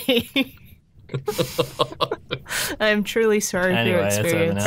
You didn't kill him, though. I mean, that's he's back, sure. He's still living. Stephen. And breathing. Worst moment, the food. Just generally, all the food. It was also bad. I had one good coffee the whole time there. I'm a big coffee guy. Oh, it's my turn to recount the clogged toilet, which is by this far your favourite moment? This is my favourite and the worst moment of E3. So the guys were at Bethesda and they left our house and you know they were driving to Bethesda and I was like, I'm gonna have a quiet time. You know, we've just done. Bethesda was Sunday, right? So we've just done EA and the Battlefield, I think, hands-on that day, and a couple other things, and we got back pretty early. So then I walk into the bathroom. And the seat was down. So then I lift the seat. And immediately I was horrified. There's a lot there. And then I basically went, oh my God, you made the what mistake. the You tried fuck? to flush it. And so can I just give the image to people? So think like a giant We all poo. We know what it looks like. No. But this wasn't just poo, Peter. This is like a toilet clogged with literally 2 rolls of toilet paper, and then poo like floating on top, and then poo floating on top. And so I just went, holy shit! Like, and this is Sunday, right? And immediately I'm like, oh my God, I hope we don't have plumbing. Holy shit, yeah. I hope we don't have plumbing issues. You know, I don't want to have to call the Airbnb guy and get all that crap sorted. Meanwhile, Stephen was texting me about Bethesda and saying, you know, you guys couldn't get in. And then I think you actually called me at that moment and I went, just so you know, someone's clogged the toilet. And without saying anything else, like immediately you were like, oh, don't worry, I'll unclog it when I come back home. And I was like, so it was you then? I am mad enough to admit that I use a lot of toilet paper. Yeah. And I have a bidet at home in my house, so I'm used to a bidet we use far less. It's wonderful. Yeah. It's a wonderful thing. So I made the terrible mistake of trying to flush it again. Yeah. Because I went, maybe if I just try and maybe it's going to go down this time. And then I just saw the water come up and I was like, oh my God, running. And I just basically ran out of the bathroom and went, okay. So basically after shooting GG Nightly show that night, you went to unclog it and Pete has all of it on camera, or at least the sounds on camera. And just the sound of the toilet being unclogged and your dry retching was like something that would always stay with me for the rest of my life. Glad we could have shared that. So thank you very much. I would have to say that toilet was cleaner afterwards. It was super clean, super clean. You definitely righted the ship. Great job. Took one for the team. Thanks, guys. Thanks. All right, are we ready for our favourite moments? Yeah, I'm ready. Okay, I'm ready. The day that we went to shot all the narrative elements, that first day. I was shooting little bits and pieces that I knew I kind of wanted for the daily show, which wasn't starting until the next night. But I was kind of just like B-cam, and we didn't have time for you to be thinking about the 2 cameras that were there. It was like JP needs to get every single shot, right? And that meant I was just free to kind of like, well, you got me doing B-roll and stuff, and I did that, but free to just kind of do fun stuff, like getting really tight and just find some interesting angles where I wasn't in your way, pointing at JP and Lin. And so I just had some fun shooting those scenes, and I think a couple of those different interesting shots got used in the final cut that Andy put together. We made television magic. Yeah, so it's kind of like it's almost like we had twice the amount of time that we actually did, just because of the amount of angles that we got for you know. Yeah, because I remember you said to me, you were like, well, what do you want me to do? Because I had, again, JP shoot every shot because we wanted to match cameras and stuff. And I just went, look, just get in close, man. Yeah. Just get in close, go kooky, go wacky, see what you can get. And it was great because it gave us so many different angles to use. Yeah, it felt like we were making a short movie. Yeah. You know what I mean? Like, it didn't feel like work to me because I was like, we were running around and we were shooting stuff and laughing. And, Steven's making me laugh during takes and stuff like that. And that was great. A great way to start the whole trip, basically. Yeah, it was a really good kind of bonding day. It was just fun, but it wasn't easy work. No. Like, we were working hard and getting fun, cool stuff. So I think we're all pretty happy that it was all coming together and we could see that it would work. So yeah. Did it work? Of course it it was great. It definitely worked. Gus, Andy cut the... it was a magnificent piece of cinema that we made. Hey, we shot it in LA. Can't get any better than that. Hollywood, baby. Hollywood. One of my favorite moments is actually just watching how excited you guys got. Like, occasionally, I remember that first drive that, we were trying to find that taco place and the sun was setting. And I have a great slow-mo video of this that I shot on my phone. The sun was setting, it was like golden and purpley, and we were driving on the highways in LA. We were going over, bridges. We saw the canal, and it was beautiful. And I remember Gus flipping out because he was just like, oh, "This is everything I've wanted from LA," and everything. And it was so much like GTA as well. And for me, kind of seeing that excitement, from other people as well, like, always gives me more energy because it gives you a new insight into what you've seen before or what you experienced before. So that was really cool.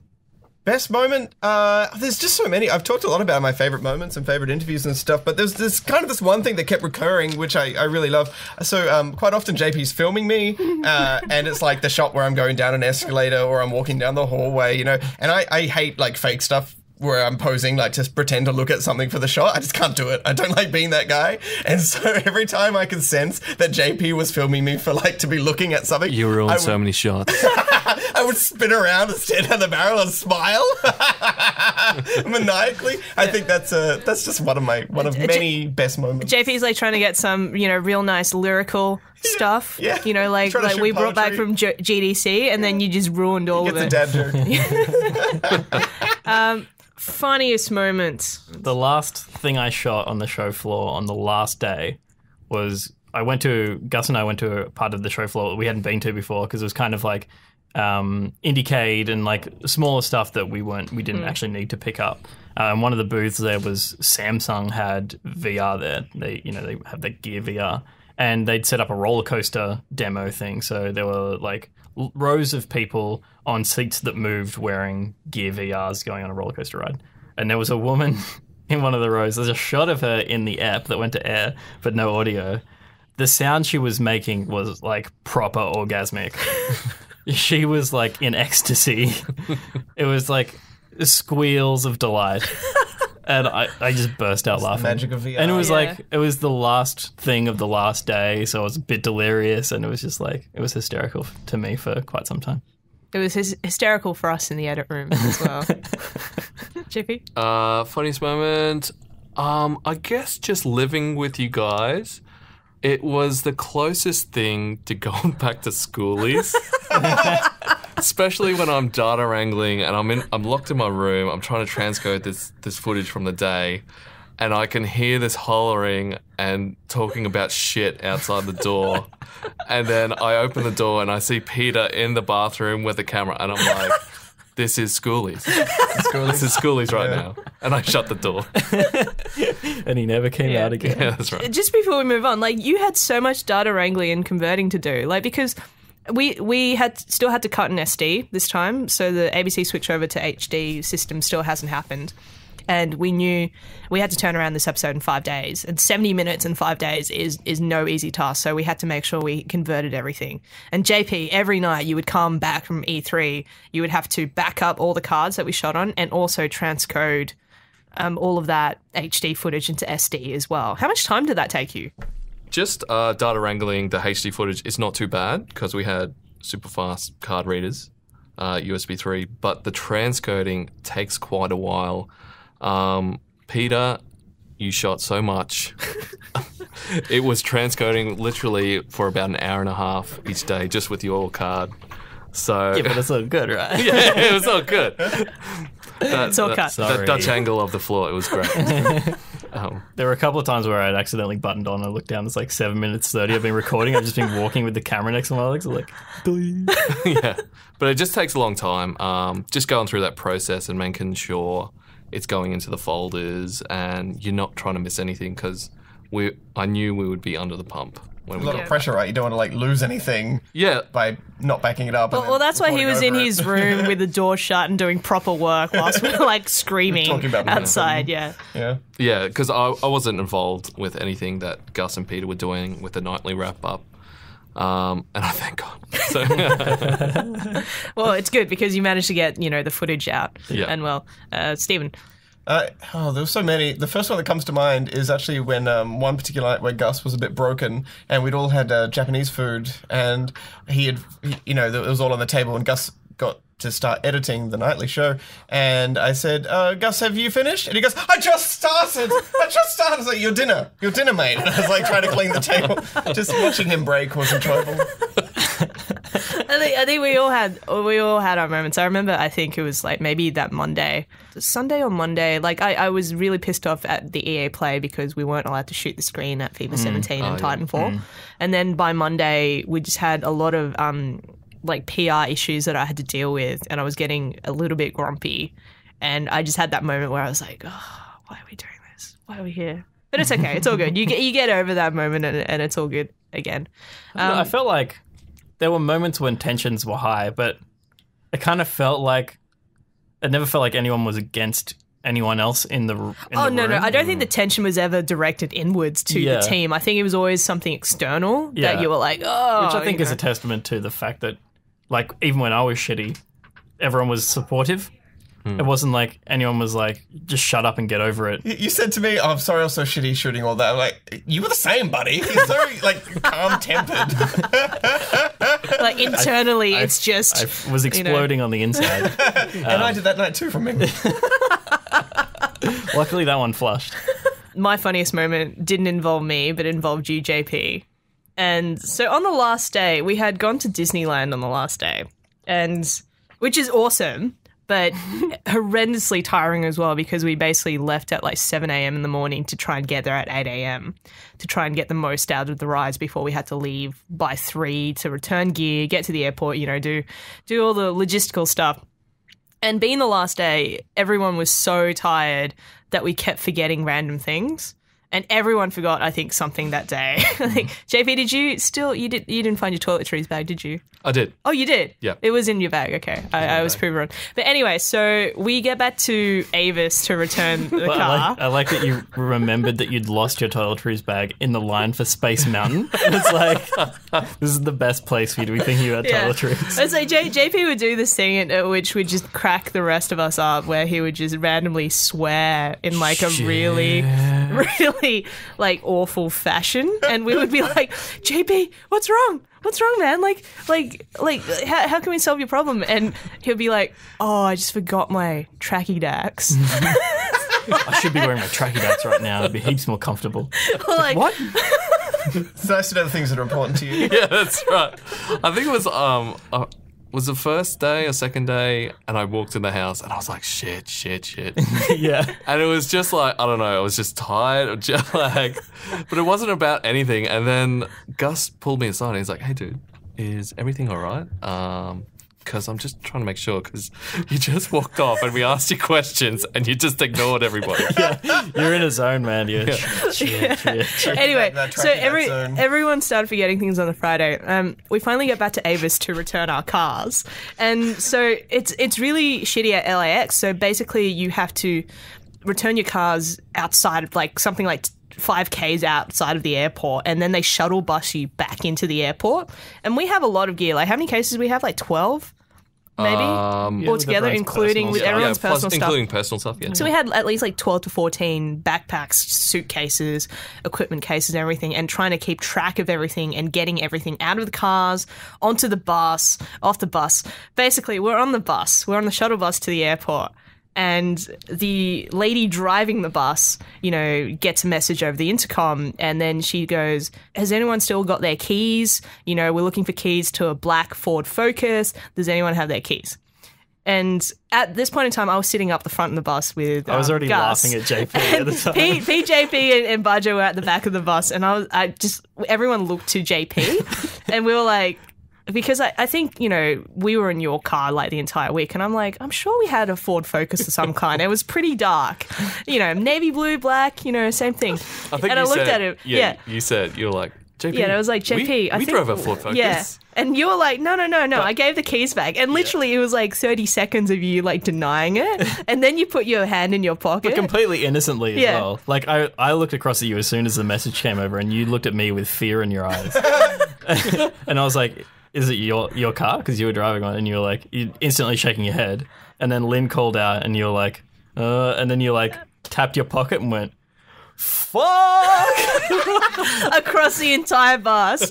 And I was sitting next to like a very young family with their toddler, and they were so friendly. Like, the baby was cooing at me all the way on the bus, and then you unleashed this expletive across the bus, and they just shut down. Like, they just looked away, and they were like, oh, who is this? Meanwhile, like, the bus driver's calling out that it's a $500 fine for keeping the kids. That was funny. But then on top of that, I mean, it was the greatest day, like Friday. On top of that, we get off at Terminal 4 or whatever. We get let off. We basically grab all the bags and start pulling them off the bus. Oh, yeah. The bus drives away, and Gus asks us, Gus is like, has anyone seen my suitcase? He was so worried about everyone else's stuff. And that's the thing, like the number one lesson when you're traveling with a group of people is always make sure you know where your shit is, right? Like always take care of your stuff before you take care of other people's stuff.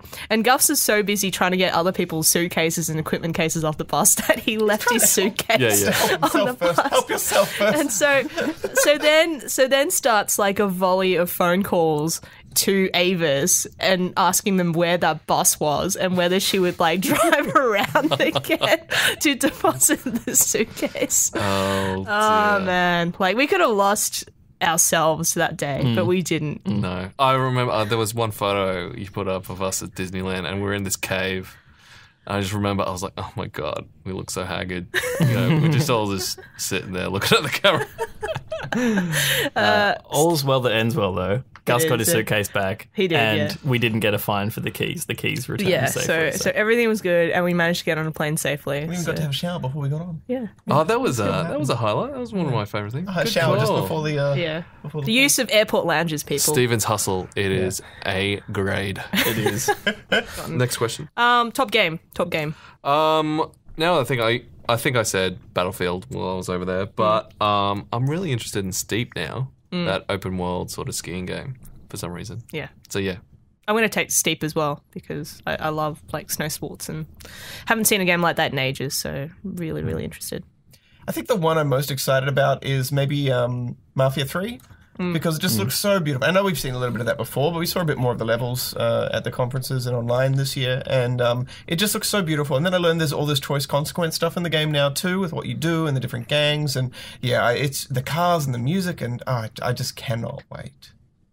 Yeah, for me, probably Ukulele. We didn't really see much of it, but I just saw it running on a machine. I was like, the game exists. That's awesome. That was like, because I'm a huge fan of Rare's older 3D platformers, and this has all that heart and soul by the looks of it. We've only seen trailers and that short gameplay demo, and then what I saw with Steve Mails playing that, it was exciting. I was bewildered by the Kojima trailer. I had no idea what I think the world was. Yeah. That's what he goes for. It was beautiful, though, I have to say. It was a beautiful trailer. Yeah. Any challenging moments that we haven't discussed? You would probably know as well how challenging it was with the different lighting of every place. You know what I mean? Every single situation was a different challenge. And that was like the highest pressure situation I've been in as a camera operator with no formal training. Because, I mean, you were shooting and trying to produce Gus and trying to produce interviews and stories at the same time, which is like no easy feat. Yeah, it was definitely difficult. I do a lot of camera stuff for Pocket, so the camera was kind of the least of my worries.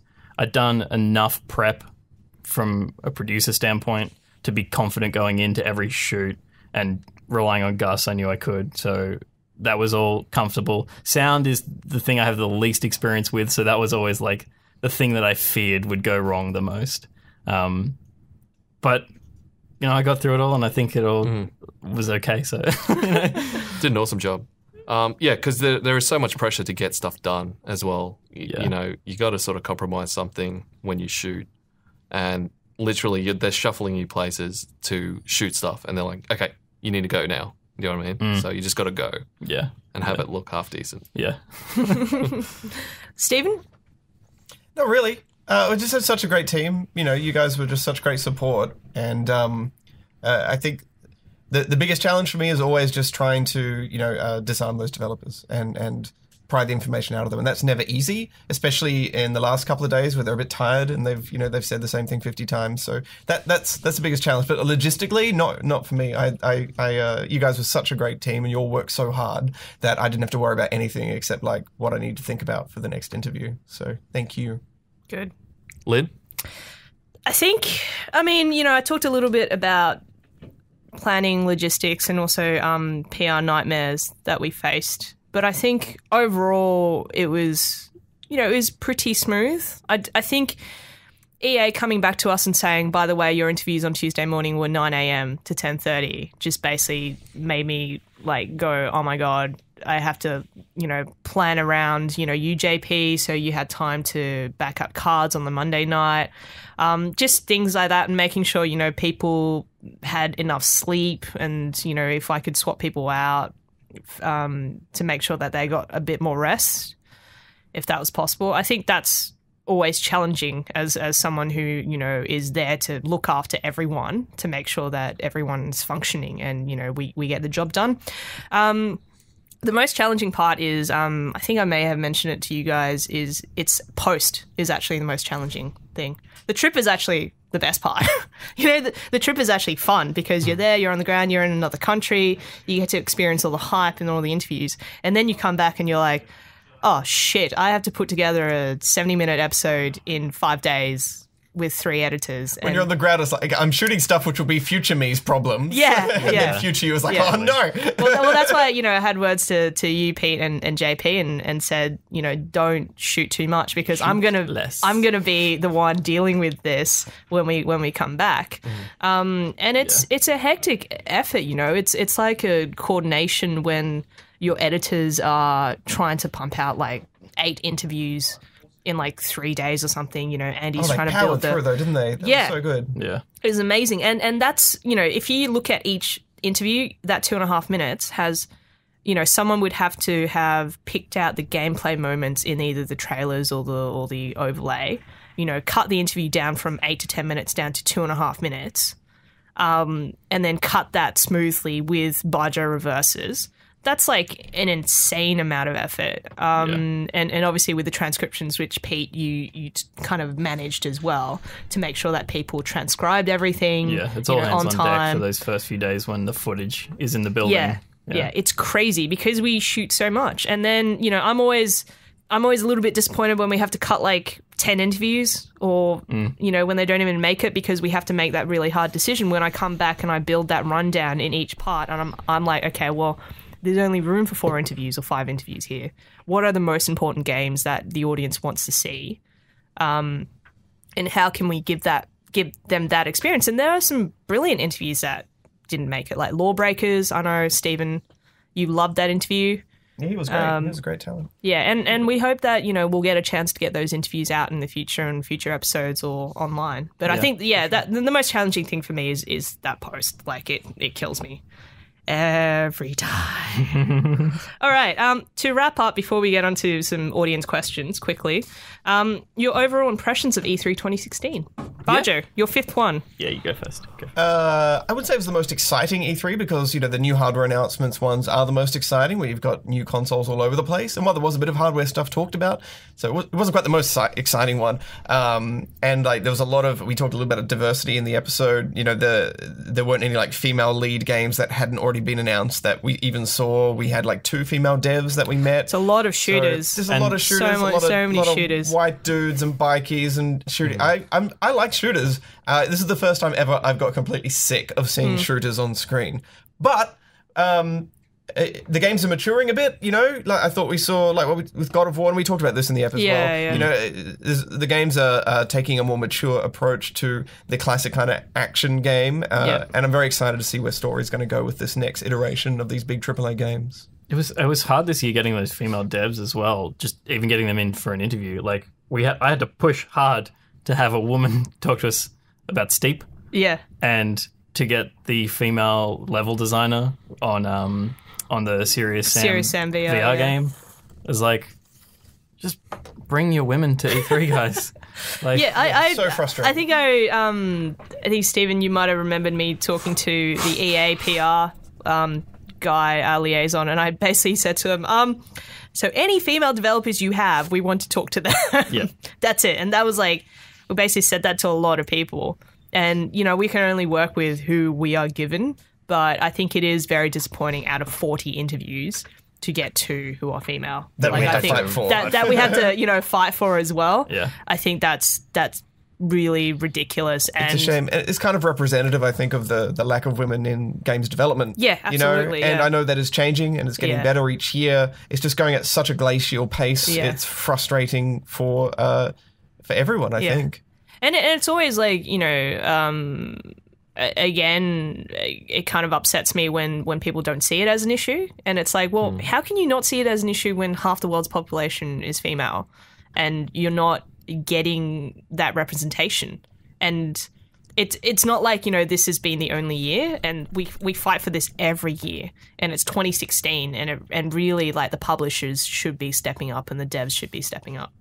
JP and Peter, your first foray into E3 impressions?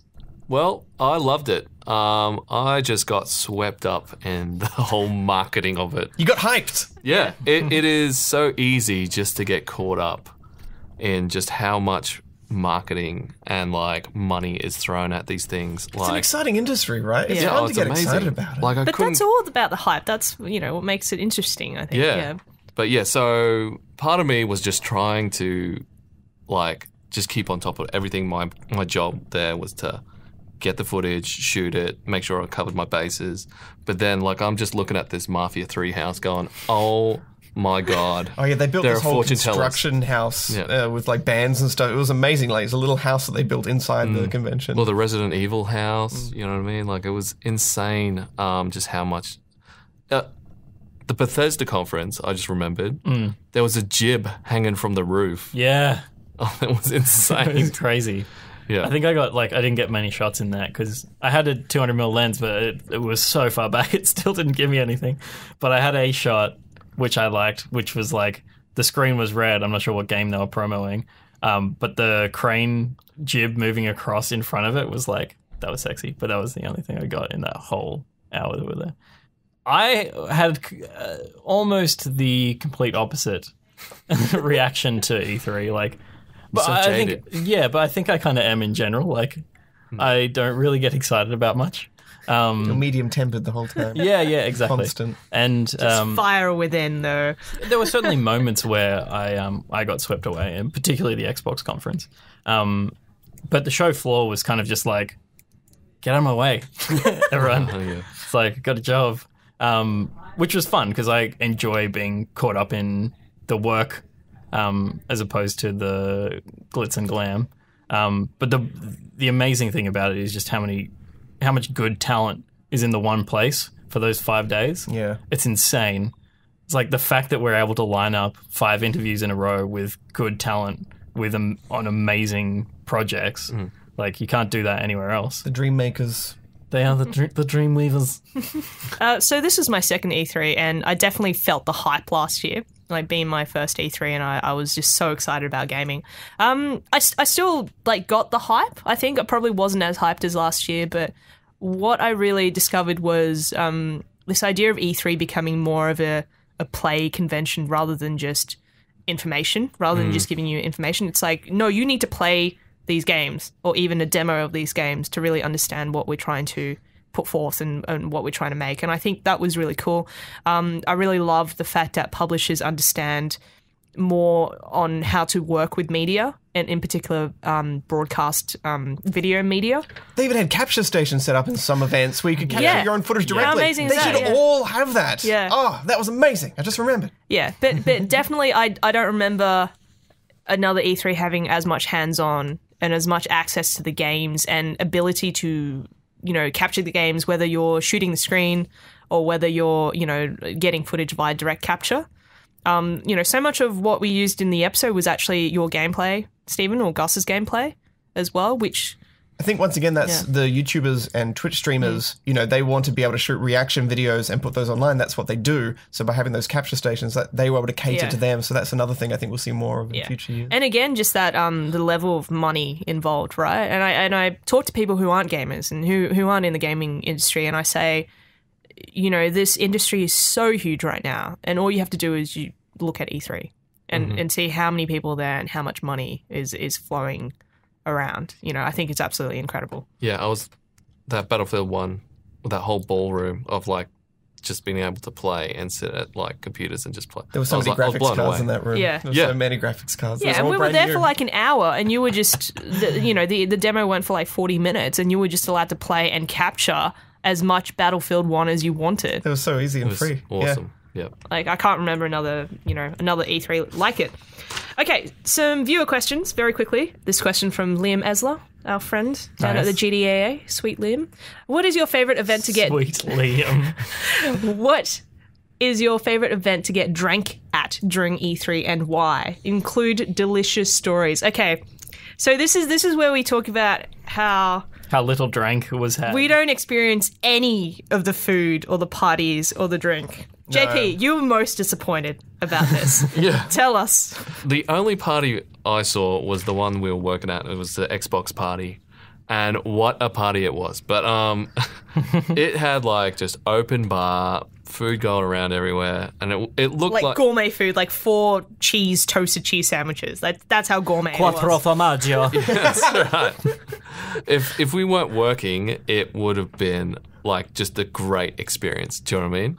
But because we were there to do a job... It was the worst experience. Yeah, so everyone else is having fun except us. My favourite example is before that, after the Sony press conference, Sony had like a special VR party next to the press conference, and it had a donut wall. So it literally had a wall of donuts where people would like take donuts off and then, they would get replenished. And then they had 2 guys walking around with a giant vat of chicken wings. Like 2 guys. Like that Many chickens died to that event. that was like 2 meters long. And we couldn't experience any of that because I was too busy trying to get all of us into like that VIP event upstairs and trying to work out how we're going to shoot. That was a stressful time. That was super, super stressful. But yeah, I think I had a corner of a cheese sandwich and maybe a water. Yeah. Oh, no, I got a donut. I think the first thing I did walking through that Sony VR thing was grab a donut. I was so hungry. I just wanted one chicken skewer, but we were running around. Crying. JP's crying right now. We were just running around trying to get. Remember, we were just trying to get the Batman. Damn chicken skewer. It's very tempting to like party it up, and I've done that once or twice at E3, but it's not worth it. You just get wrecked, and then you have no energy. Like we have to work every day. I think I would have been more inclined if we hadn't been doing the night show. Yeah. Because we didn't finish work on that until 2 o'clock in the morning the first couple of nights. I don't know, Stephen likes to partay, so I would have joined you.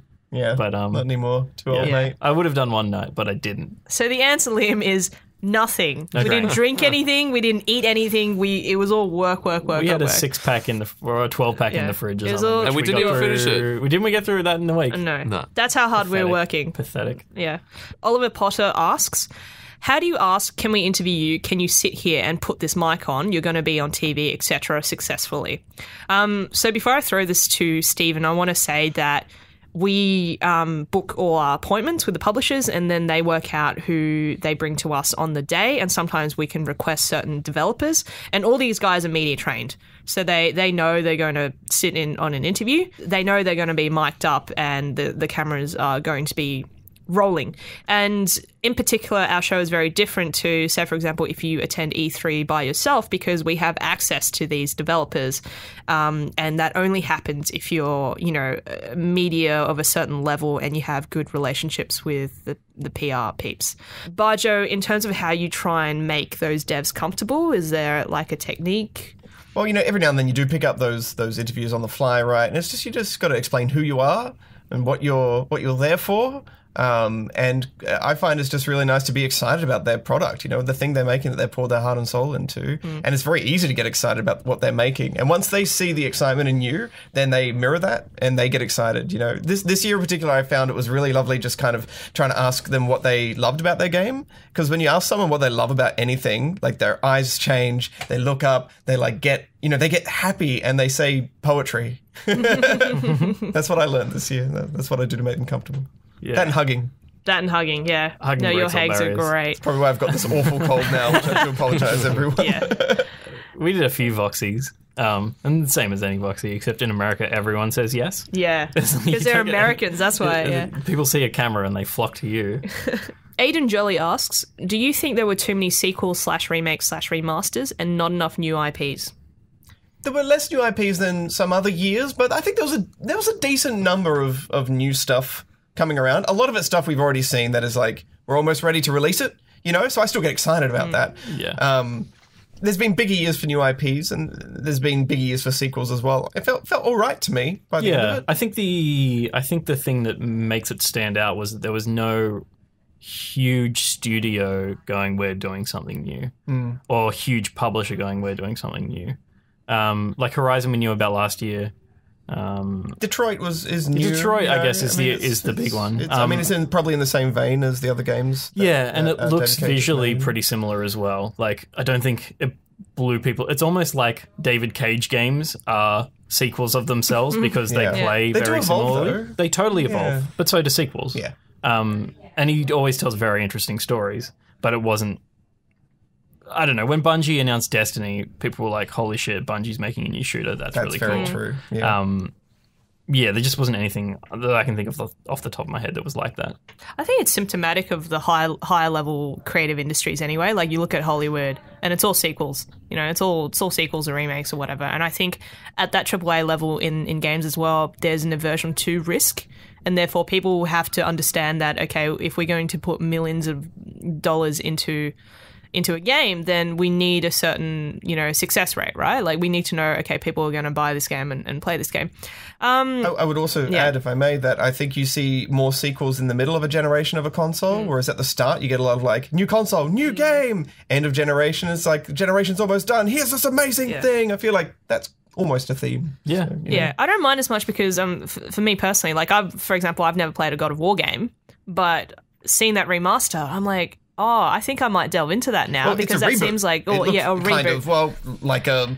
It's like a reimagining of a way to do a game, but it's still a sequel at the same time. Yeah, exactly. It looks very different. But that, for me, I'm like, okay, I think I'm interested in this now, because I think it's going to be a type of game or a style game that I enjoy. I enjoy those narrative experiences. So I'm actually excited about that. I think they've just run out of ideas for shooters. They've either gone so far in the future that we're in space, or we go to the invention of the gun in World War I. You know what, though? And this is one of the things that we talked about in the Lawbreakers interview, which didn't make the ep. And that's a game being made by Cliffy B's studio. We're seeing a new wave of shooters right now. We're seeing we're seeing different stuff. Yeah, like Overwatch and Bloodborne. So while all those military shooters, like, we're going to space, we're going back to World War I. Yeah, they've run out of ideas there. We're getting this like new wave of different types of shooters, and that makes, they're not even really shooters. Some are throwing ninja stars and stuff. So that makes me excited about that genre. All right, last question from Joshua Wong. Was there anything that you wished you had covered but couldn't? I would have loved to have had the opportunity to speak to the South Park guys about Fractured Butthole, just because they're fun. It's a fun game. It's going to be fun. And they were gone, I think, by like. I'm going to get this wrong. Matt Parker, Trey Stone? Trey Parker, Matt Stone. Trey Parker, it's that Matt way. Stone. Yeah, Trey Parker, Matt Stone, I think had left the building after the press conference. You know, that kind They of. already looked tired. They do their thing. Conference. They're like, we're going home. Well, their turnaround for their show is insane. Yeah. It's like they don't have 5 minutes to talk to anyone. It's like straight back to their studio. That would have been really cool. I would have loved to have talked to some Microsoft Studio heads in depth about the crossplay that they are doing between PC and consoles, because I think that's such a magical way to remove barriers for people who want to play together. And I just want to know more about that, and I want to know more about the next console as well. So I think we'll get a lot more of that next year. I just wish I played Battlefield 1. Oh, soon, mate. Soon. You got to film someone playing it. That's almost as good. Oh yeah. right? So on another note, if you're not talent on the E3 trip, you don't get to play anything. You get to live vicariously through Bajo or Goose playing things. I did not touch a controller, that's for sure. I think I had like 5 minutes on Gran Turismo because we were yeah. waiting for something, and I just jumped into that game. As talent, though, it's sad as well, because you see and you get hyped and so excited about all these games and genres and franchises you're familiar with, and then you get 1 minute with it if you're lucky. You know, I think I played more at this E3 than ever before, and still it was like the only one that was a decent session was that Battlefield one. Well, you know that Batman VR session, because there were True. 2 different demos, and you went through the first one, and you asked me, it's like, do I have time? Yeah. And that was the end of the Thursday, and we had David Cage left before the show floor closed, and we had to do our final chat, wrap-up chat, and I went to you and I said, okay, you have 10 minutes, and you're like, 10 minutes to play or 10 minutes like we need to go? And I was like, no, you can play the second demo. And I'm so glad I said yes, because that was, you know, the big... We had a good the time. action piece. I think we kicked a little kid out of there. You got back in afterwards. It's fine, We're like, it's fine. sorry, mate. Brutal. We got 10 Yeah. minutes. They were very. But those are like the decisions you have to make sometimes, because you're like, well, can we be late to David Cage? Yeah. And it turned out we could have been half an hour late to David Cage. Sometimes you got to kick the kid out. Is the moral of the story. Can I ask a question that's on Twitter? Yes. From DanTan2011. He wanted to know whose idea it was to use the red phone as Darren. Was there any annoyance from the developers or any weird looks? And like, we had kind of built up this thing. I was trying to put together how the So this is Spawn segment Point would now, work. yeah. Yeah. And if you haven't seen the Spawn Point segment, Darren calls Gus and Bajo over there and interrupts most of the interviews with a phone. And I wanted to send Bajo and Gus over with something that was like Darren's going to be able to interfere somehow. But it was Stephen on the way back from lunch one day. You're like, oh, we should take the phones from the Spawn Point I got desk. so excited just to have a big red phone in my pocket. Yeah. And like, it was such a good idea because it played out so well.